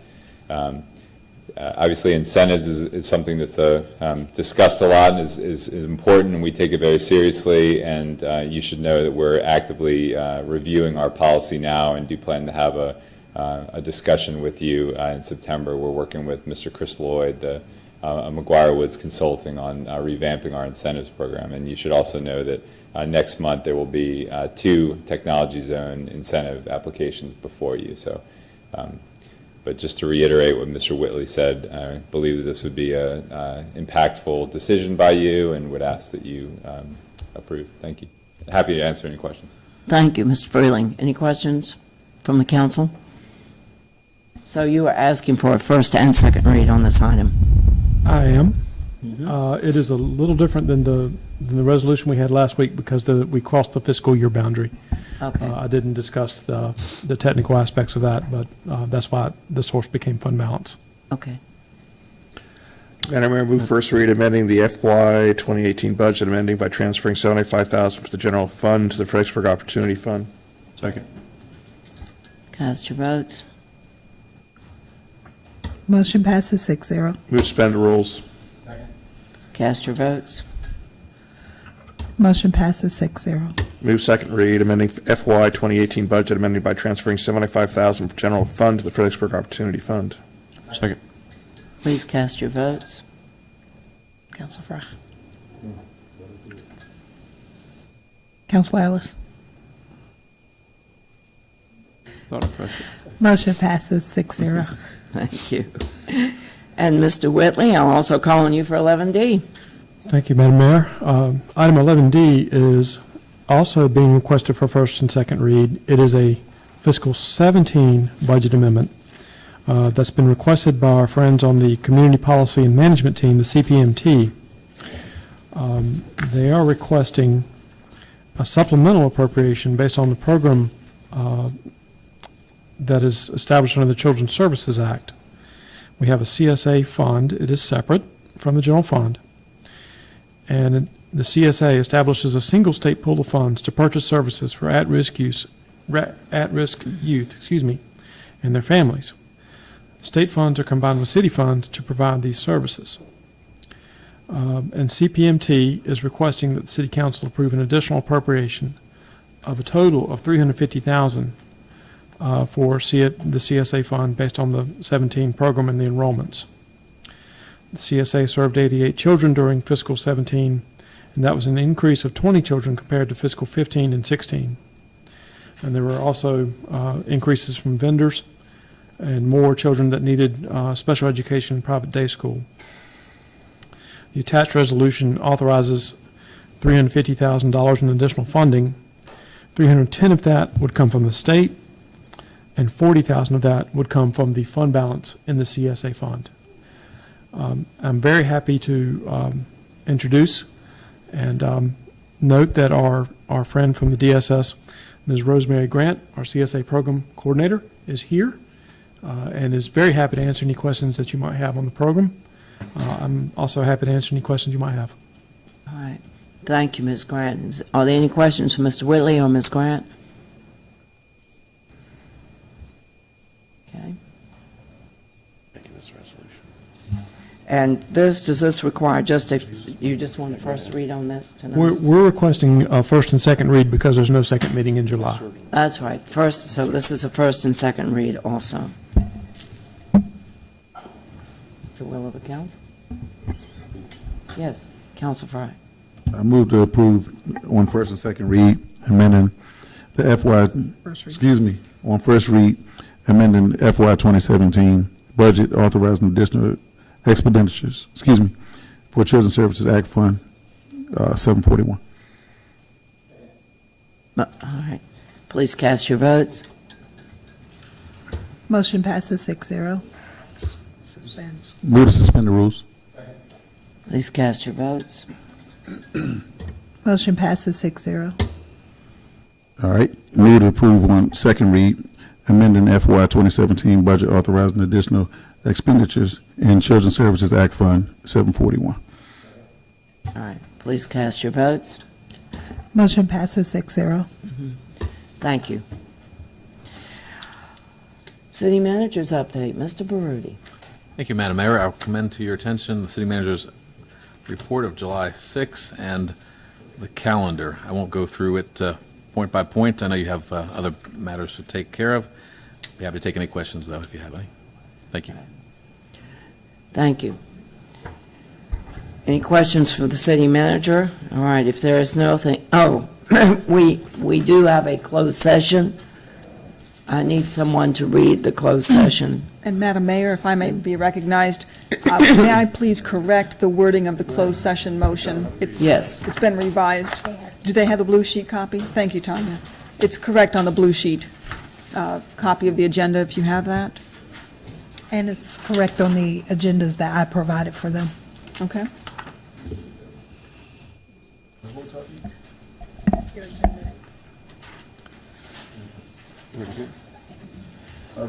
Councilor Fry?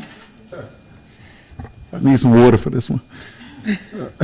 Move to go into closed meeting under Code of Virginia, Section 2.3-3711A. Make sure I'm doing this right. Discussion or consideration of the acquisition of real property of a portion of the Liberty Place property. No, excuse me, it's only those items that are checked. Oh, up top. The first one He's and the reading- last one. He's reading the whole thing. That's not correct. That's not the right one? It's not the right one. Madam Mayor, No, I it's have off the- here. I have the correct language in front of me. Ms. Dooley has the correct I language. apologize. I apologize I for tried to take the, one for the team. for trying to not get anything. It's a closed meeting under Code of Virginia, Section 2.2-3711A39, for the discussion of confidential memoranda and information related to a proposed economic incentive for Liberty Place, where discussion in an open meeting would adversely affect the financial interest of the city council. And Section 2.2-3711A1, to discuss the performance of specific appointees of the city council, namely the clerk of council and city attorney. So moved. Oh, okay. Thank you. All right. Did Council Fry move that? Someone moved Need a that. second. I move. So moved. And we have a second? Do we have a second? All right. Whew, okay. We will adjourn not adjourn, we will move upstairs to go into closed session. Motion We voted. passes 6-0.